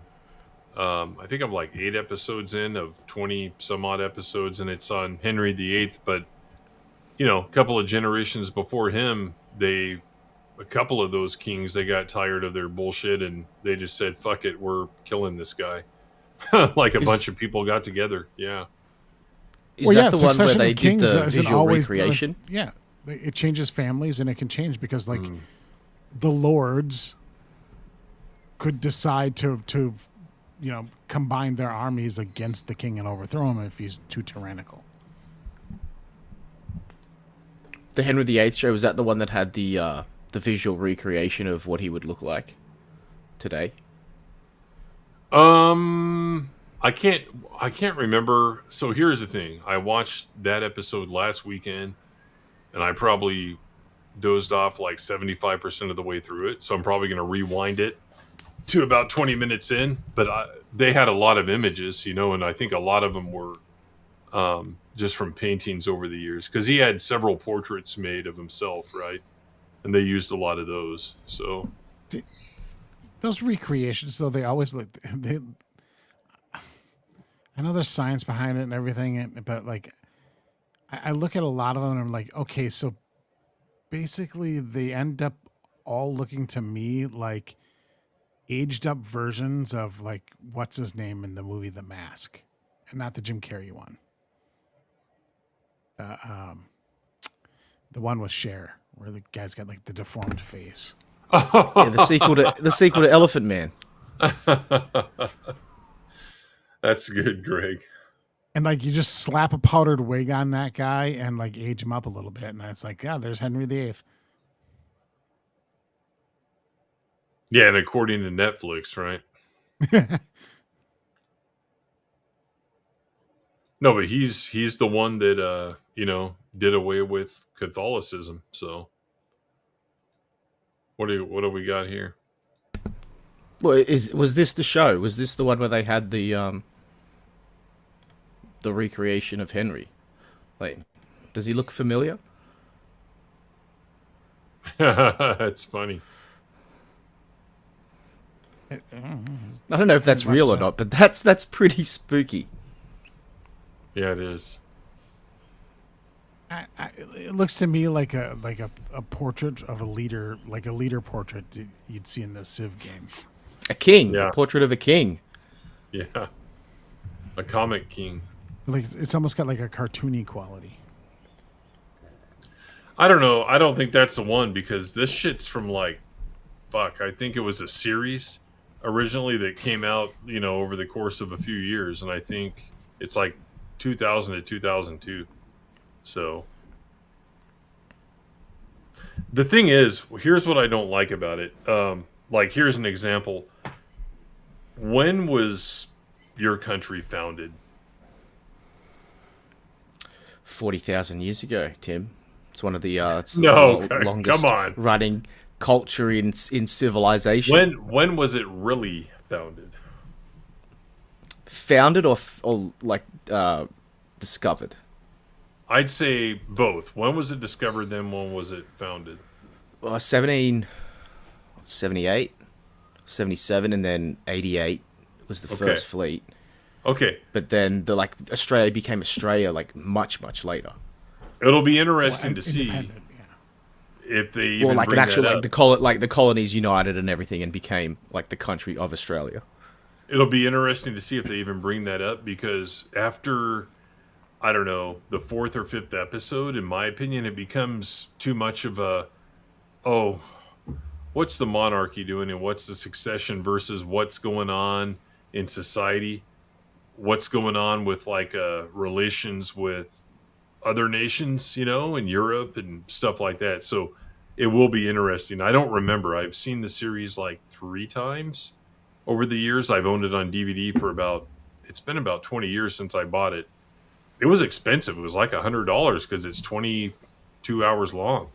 So I'll let you guys know when I get there, but it just becomes too much about who's the king or queen and what are they doing, not what are relations like, with the rest of the world? What are they exploring? What are they discovering? Whereas early on, the first few episodes are about, who was on the island first, right? And then get into Vikings raiding and things like that.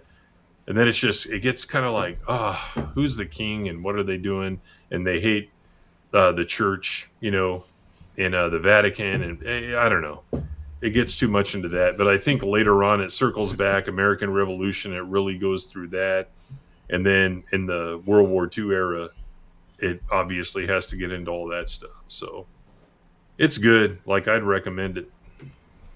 Those were the times you'd say, if JR was commentating the history of England, that. Yeah. Those are the times when business picked up. Business about to pick up right here. It's a real slobber knocker going on. Yeah, World War II was a bit of a slobber knocker. Slobber knocker at Bunker Hill. We got the champion. George Washington going up against these redcoats. He's an old Sooner. Yeah.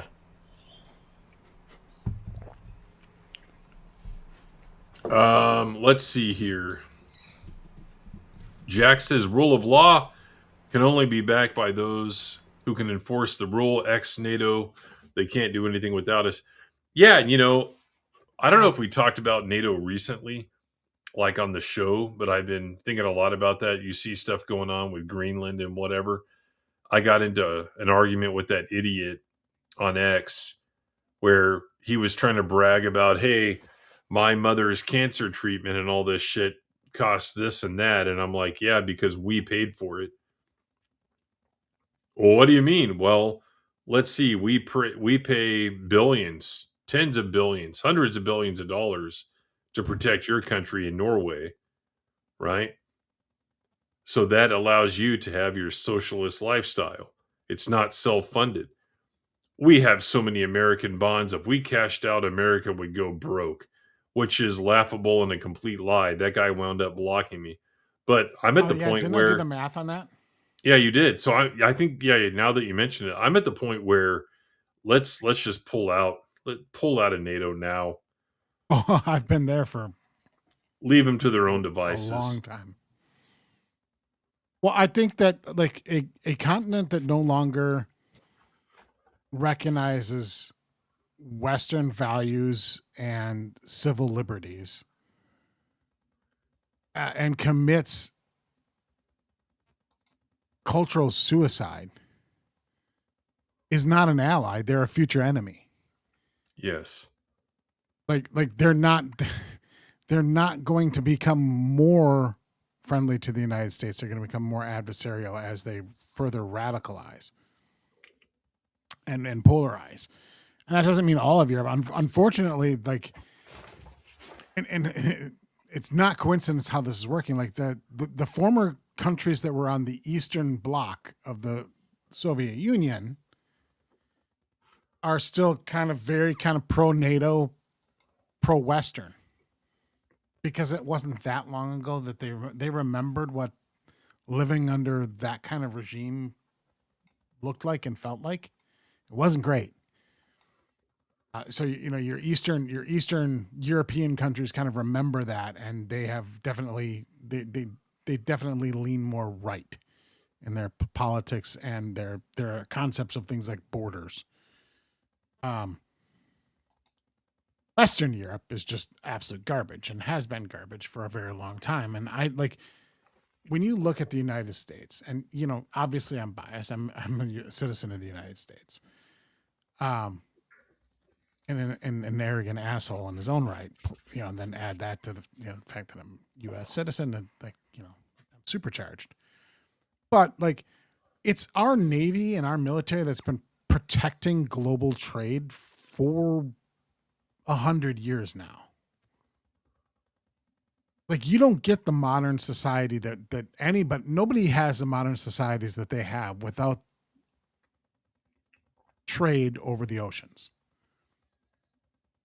And it's not the Canadian Navy that's protecting it.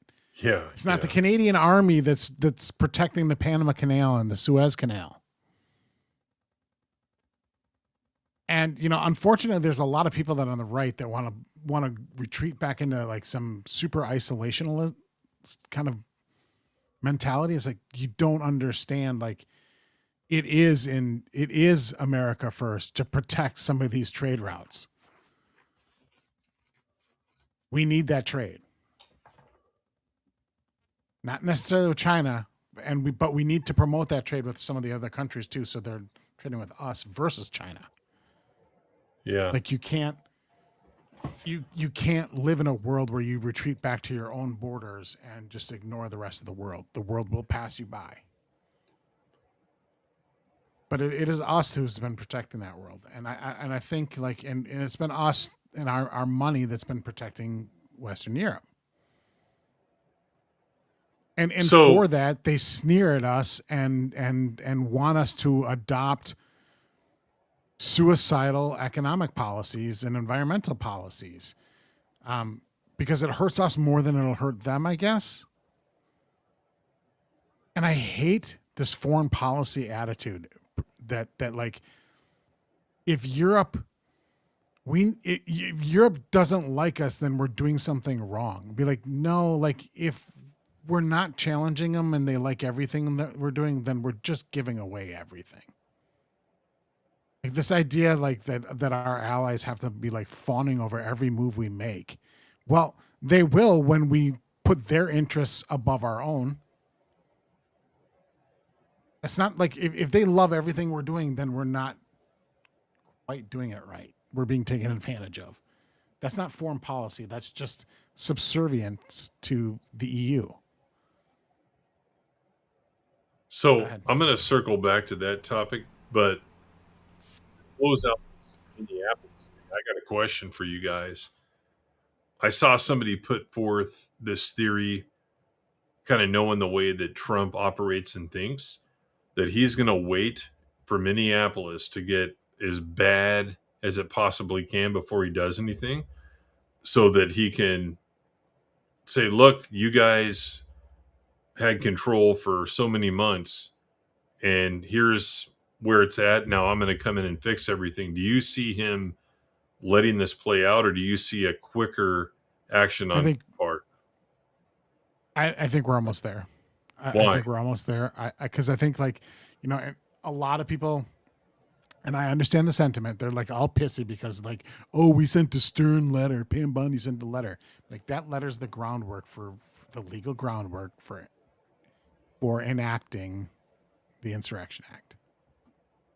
Like it's a legal framework. Here's the legal argument for why we have the power and authority and ability to use this law in order to essentially police Minnesota. I think that Minnesota it's bad enough. You had the church thing. I think you had the good. You had this pretty. Like I think it's bad enough now, and now you have riots. I think it's bad enough that I think he's going to nip it in the bud. That's yeah, it makes sense. I think within a week we see the Insurrection Act. That makes sense, but enacted. So did what I read about art of the deal type shit. Let it get even worse than it is now. We'll see what happens. The risk if you do that, like I get the strategy behind that. The risk is that if other states fall into that trap, now you're dealing with it in 6-7 states instead of quelling it once.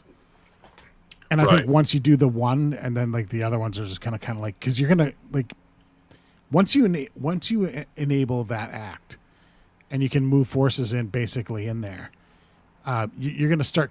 You can start cutting down and dismantling the communications, the infrastructure that these groups are being organized by, and that infrastructure carries over between all the states, not just, there isn't an exclusively Minnesota chapter. This is organized at a national level. And I think if you get in there and you got to do this now, because here's the great thing. It's like when are the midterms? Midterms next November. It sounds like Schumer's hinting that basically like if DHS gets funded,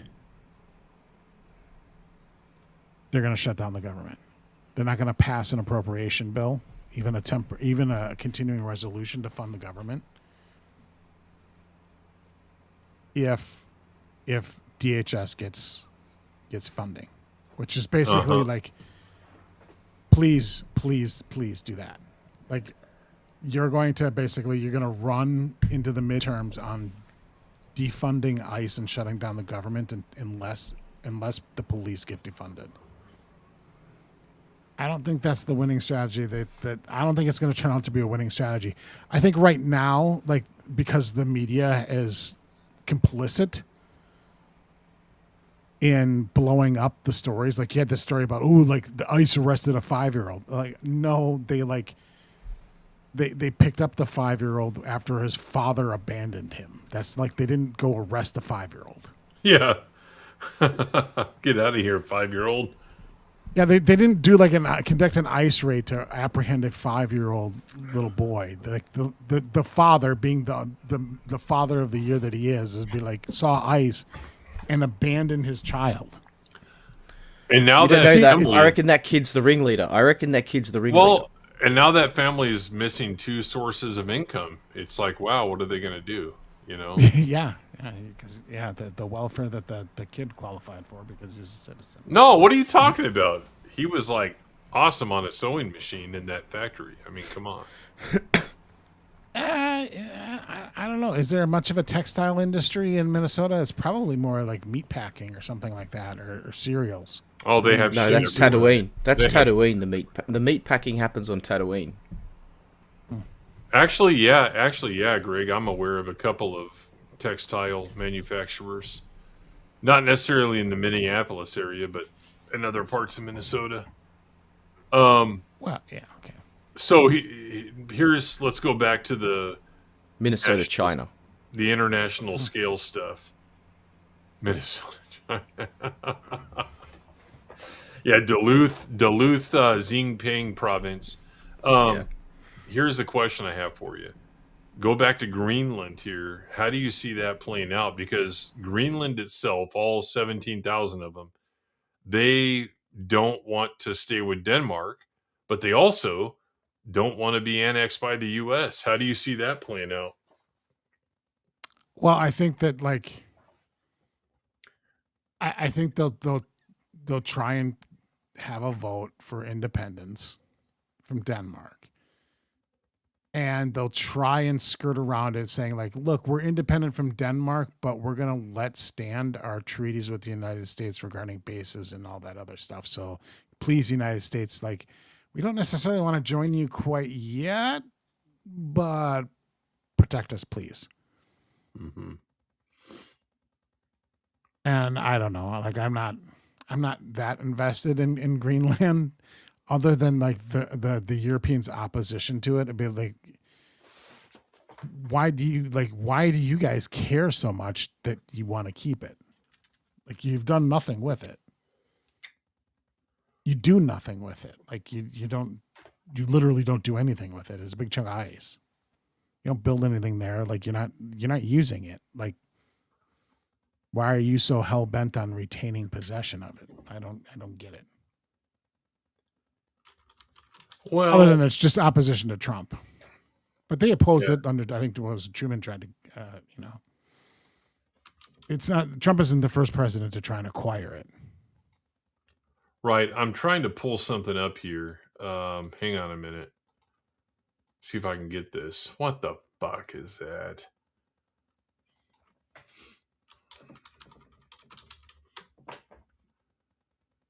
Let's see. I should have had this up, but I didn't know it was really going to become a topic. So, all right.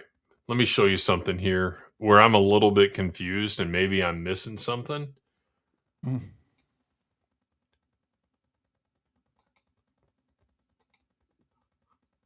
All right, let's go to this right here. All right, so there's the top of the world, right? Here's Alaska. And here's Greenland. And here's I can see your problem Siberia. already, Tim. I can see the problem already. You didn't zoom in. Yeah. We can zoom in. So yeah, see, that's way better. Now we found Greenland. Here's yeah, Alaska. it's that tiny island there, right? Yeah. Yeah, this tiny island next here. to Santa. That's not Iceland. But here's Alaska. Here are the Aleutians. Here's Siberia. Moscow's like right here. You can't really That's see Sarah Palin's house. Yeah. So really, does having Greenland, is it really that strategic when we already have Alaska like right here? And it again, is the only habitable part of Greenland is like right here, like way down at the bottom. So why do we need it versus just having Alaska already? Because it protects the submarine stations. routes and the attack lanes through the Arctic Sea, through Greenland down to the eastern seaboard of the United States. That's how they're going to get the Red October So through. basically, the Greenland would be the base that stops the East Coast invasion. Yeah. Or Alaska would be the base that stops the West Coast invasion from the north. Oh wow! Look who's because it's a very short trip from all the naval bases. Because like all the naval bases in Russia are in the Arctic. Yeah. So you have their entire naval fleet is basically launched out of there, and it's just it's not. I mean, it's long, but it's not that long to cut south of Greenland, and boom, you're at the eastern you're at the eastern seaboard with your nukes. Nuclear subs and carriers and whatever. Straight out of So Pollyanna. it is militarily strategically important to protect the East Coast of the United States. Shipping lanes, yeah. So Greg mentioned that. Interesting. Well, I don't know. I guess, I could take this a step further and say, what if they don't want to do any of that? You know what I mean? What if they do get their independence from Denmark, but they don't want to allow our bases or anything? Do you see some kind of forceful takeover? Yeah, I don't think that their population isn't going to be able to force our military bases off their land. We'll just stay. When you got to remember, like, if this is going to happen, it better happen in the next 3 years because we'll have a election coming up, and I'm not sure if the next president would have the same strategy. I can guarantee if it's Vance, it would not be. Like, Vance is more of your isolationist wing of the Republican Party right now, or the MAGA movement. He'd be like, well, fuck it.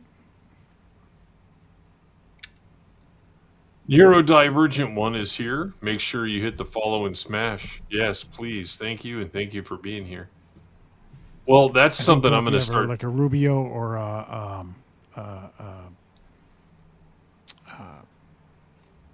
what's his name from Florida? DeSantis? Yeah. I think if you have a Rubio or a DeSantis, then it's a different story. Yeah, I'm going to start tracking that one a lot closer than I have been because I think there's some interesting conversations to be had on that topic. I really think I think the 2028 primary could be pretty interesting because like Rubio's stock has really gone up.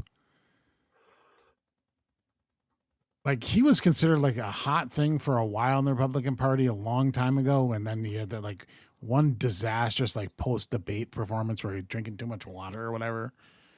And he was too nervous, and he really wasn't very good on the debate stage because he got repetitive. Was that 2008?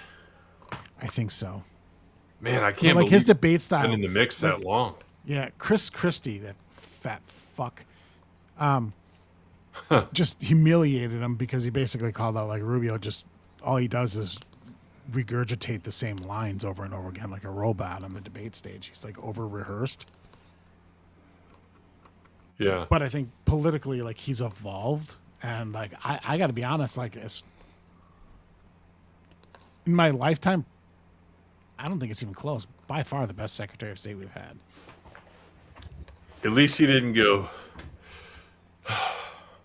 Please clap. Right. Man, that was wasn't, awful. he wasn't like he wasn't sleepy. Well, that was sleepy Joe Biden. What was low energy? That was Perot's guy. That was Admiral Stockdale. Yeah, but what did he call Jeb? Like low energy or something like that? It was low energy Jeb or something like that. Yeah, I think so. Yeah, low. But I mean, Rubio was Little Marco. So, yeah, Little Marco. Little Marco, like Rubio's stock really kind of has changed, and I gotta be honest, like as the way he presents himself on the world stage has been impressive. Like he just kind of like he's running his boss's plan pretty effectively. It's just kind of like, when Gaza, Venezuela, like you name it, like he's done pretty good. Yeah. Well, as always, I'll institute the Buckley rule. So whoever gets it, you got to show up at the polls. So. What about Chris Rock? Unless it's like John Kasich, then like never ever him. Fuck him. He's a piece of shit. What about Chris Rock? He was Secretary of State. No thanks. So Justin, you're in the chat. Start finding someone to raid, and you guys can raid as the mods because we're going to start wrapping it up here. These, to be honest, guys, these Sunday night streams, love them, but they've been kicking my ass on Monday mornings, and it's going to be really cold tonight. So it's going to be hard to get out of bed in the morning. Oh, tell me, what is really cold? I don't know, -10. Pussy. Is that not cold enough?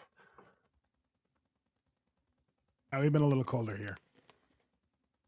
Yeah, -10 is I'm just too much. slightly more north than you are.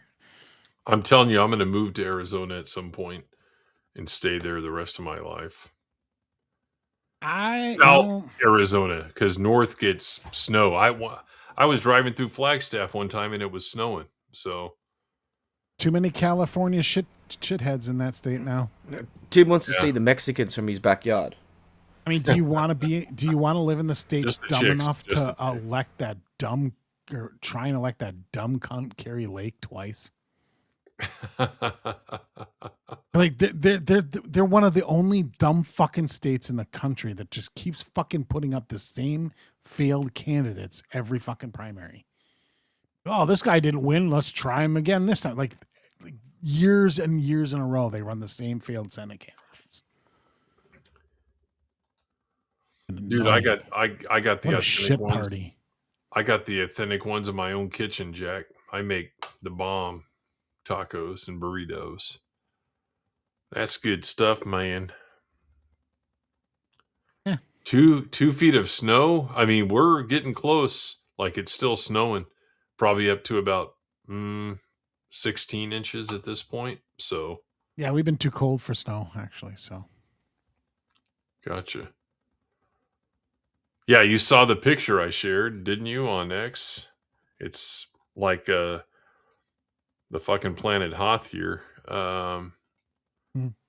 Let's see if I can share this. I mean, you can't even see the grass or the road or anything. yeah, but like where you're at, it'll fucking melt in a week. Probably not. Probably take about a month. Yeah, it's a lot of snow. Look at that. Hardly any accumulation on that roof corner. That's just amateur shit right there. That's because it's facing away from where the wind was blowing. You look on the back, it's like, yeah, it's all over the roof. Gotta get the roof rake. Do you have a roof rake? What's that? It's a rake. It is a rake that you rake the snow off your roof to prevent the weight from collapsing your roof. Nope. Yeah. Like a rake would reach the top of my roof anyway. Yeah, I got one. Oh, they extend, and basically like all you need to do is like plop it up there and pull, and like yeah, they're pretty easy to use. Once you get the snow moving, it comes down. Yeah, it's just like does it itself after a while. Yeah, right now we're balmy compared to you. I'm at 2 degrees right now. Yeah, non-freezing weather. I'm expecting snow in the next couple of 100 years. That'd be nice. Man, I think what the United States should try to do is like we need to try and stop the warm waters of the Caribbean from like traveling across to Europe.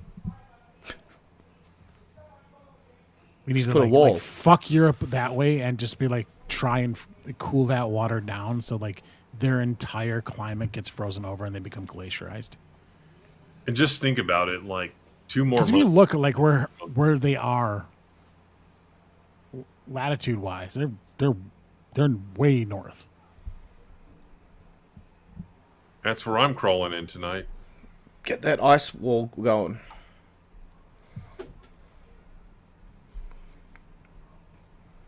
I'll tell my wife she's my tauntaun.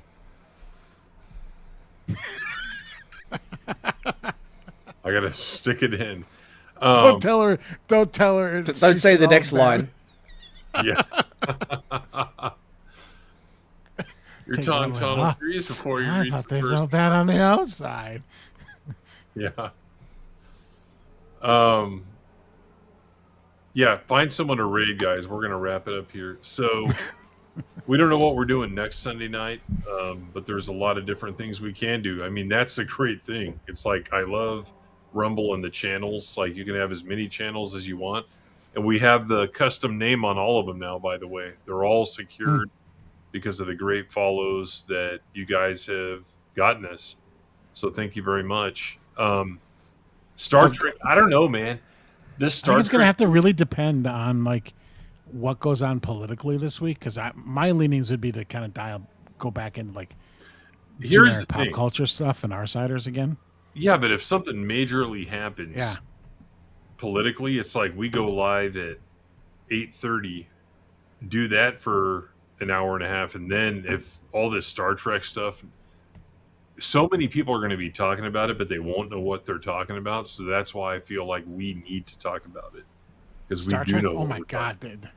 Well, I mean, you saw that post that that long ass post that I had. The Jobby Gamer about like the. Oh, thanks guys for watching it, so I don't have to. Like, oh god. Oh yeah, Toxic Endeavor. There's so many things to talk about. Yeah, I'll get Rumble emojis. Justin can tell me how to do them. I assume it's like YouTube.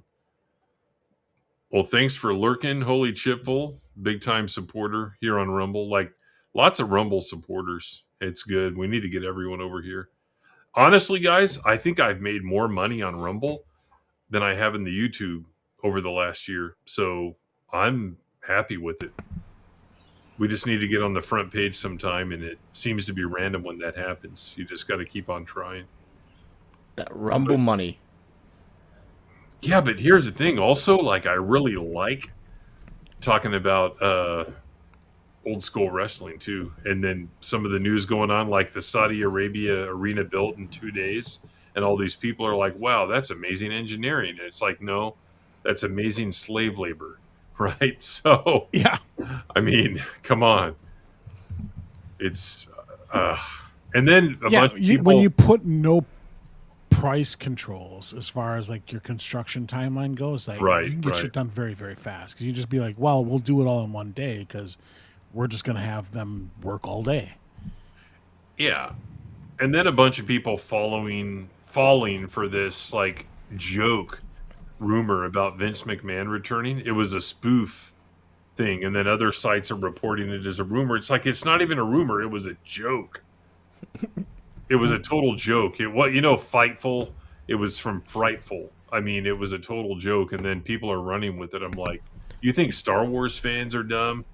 Disney Star Wars fans with like Doomcock and all that? Like wrestling fans are worse.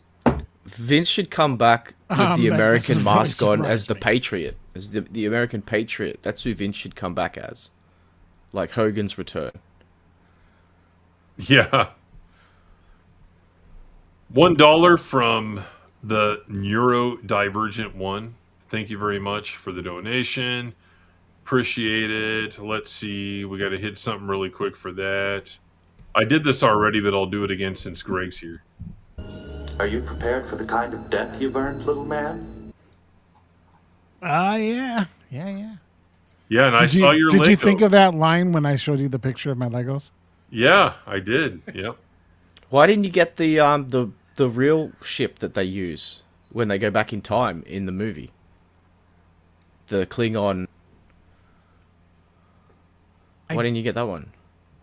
So for Legos, just to answer your question, even though it's not a serious question, this Lego set is the first Star Trek Lego set they've ever done. They haven't done the ships of Star Trek before. They haven't Lego and Star Trek haven't had like a license. So the Enterprise D was like the first one.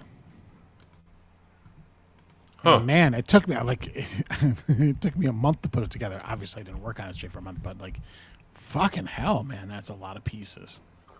Yeah, you should have done a stream with Rhino. Oh, see if Orange Hat wanted to reviews. Do it? Yes, yes. It would have made me want to finish faster. Yeah, no shit. Yeah, for also those in the chat that didn't see the picture, I slightly altered the Lego set to behead Wesley Crusher and have his head by Data. Yeah, let's pull that up. And by the way, SWA about an hour ago gifted one more membership just right now as well. Another membership to Scourge of Tyranny.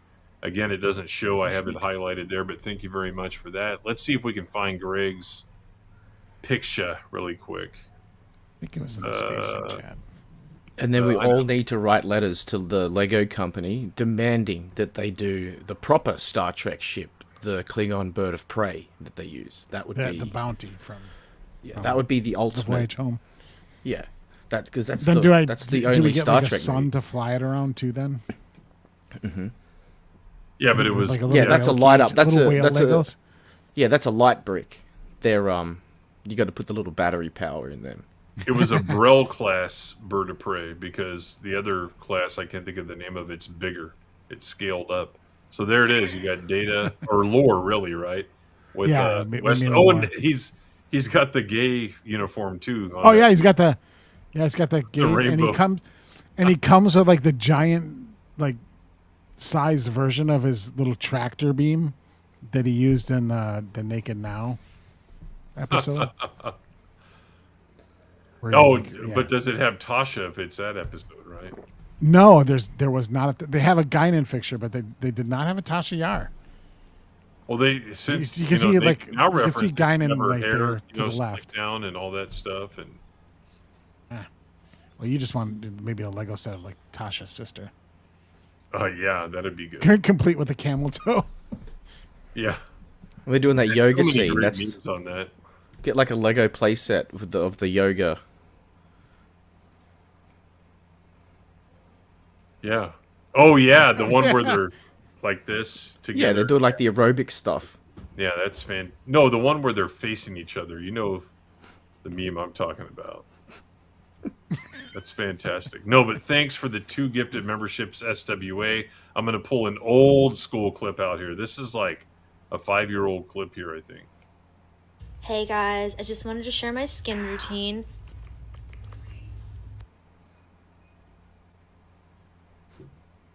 That was the chick from Cowboy Bebop live action. Yeah, like all those people that were outraged about that show. Like I tune into the shows every week to follow up on like how big of fans they are of Cowboy Bebop and how much they talk about it. And oh, I'm sorry, none of them do. Shocker. Not a single. Like I don't think a single one would be like, oh, what's going on in the Cowboy Bebop world? Yeah, they don't care. Scooby-Doo, I can't believe it. Oh, no. It's just the subject of the week. And now we're back to fucking He-Man. Oh, did you see it's my gonna be He-Man great. review, by the way, guys? Did you see it? Mine was better. You didn't do one. That's why. Yeah, I did. Oh, you did? Yeah, we did one on the full Aussie. Okay, we'll have to no, I get a didn't link see to that. There's a clip out there of it. Someone made into a video. Did I put my review on Rumble? I don't think I did. It's on Star Wars and Politics. But yeah, man, you got to see my He-Man trailer review. It's fire, brah. Total fire. You looked the same as when you watched. Oh, what was it? The Warrior of one a of Lost World. The Mando show. Not one of the Mando. The one after that. The Book of Boba Fett. Yeah. God, yeah. I have the power. But the Power one to thing I make will say, 50-year-old men cry on stream.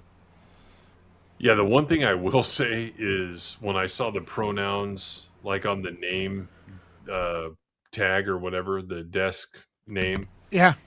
I knew it was a joke. I bet you when you see the movie itself, it's more obvious. But then you see all the people, oh no, I can't believe it. Look what they did. Because what we're dealing with here, guys, in general, are a bunch of undiagnosed autists in this community. That's basically what we're dealing with here. And people that have They're been just looking for something to like pile on, and that was one of those that was really just kind of an obvious joke. Be like, That was just like that was the definition of that the Tom Hardy meme. Like that's bait. And it's clear that from the black chick, what she's saying, he's in HR, right? That's like his department. So she says, oh, liking all this shit, is not a good look for HR because he probably is like an HR admin or some bullshit like that. So fuck, Toby would have been all over that. He would have been the first one into it. Yeah. But yeah, All right, that was just a whole. You could see it coming a mile away. But oh yeah, yeah. I saw it. I'm like, oh fuck. They're gonna fuck it up.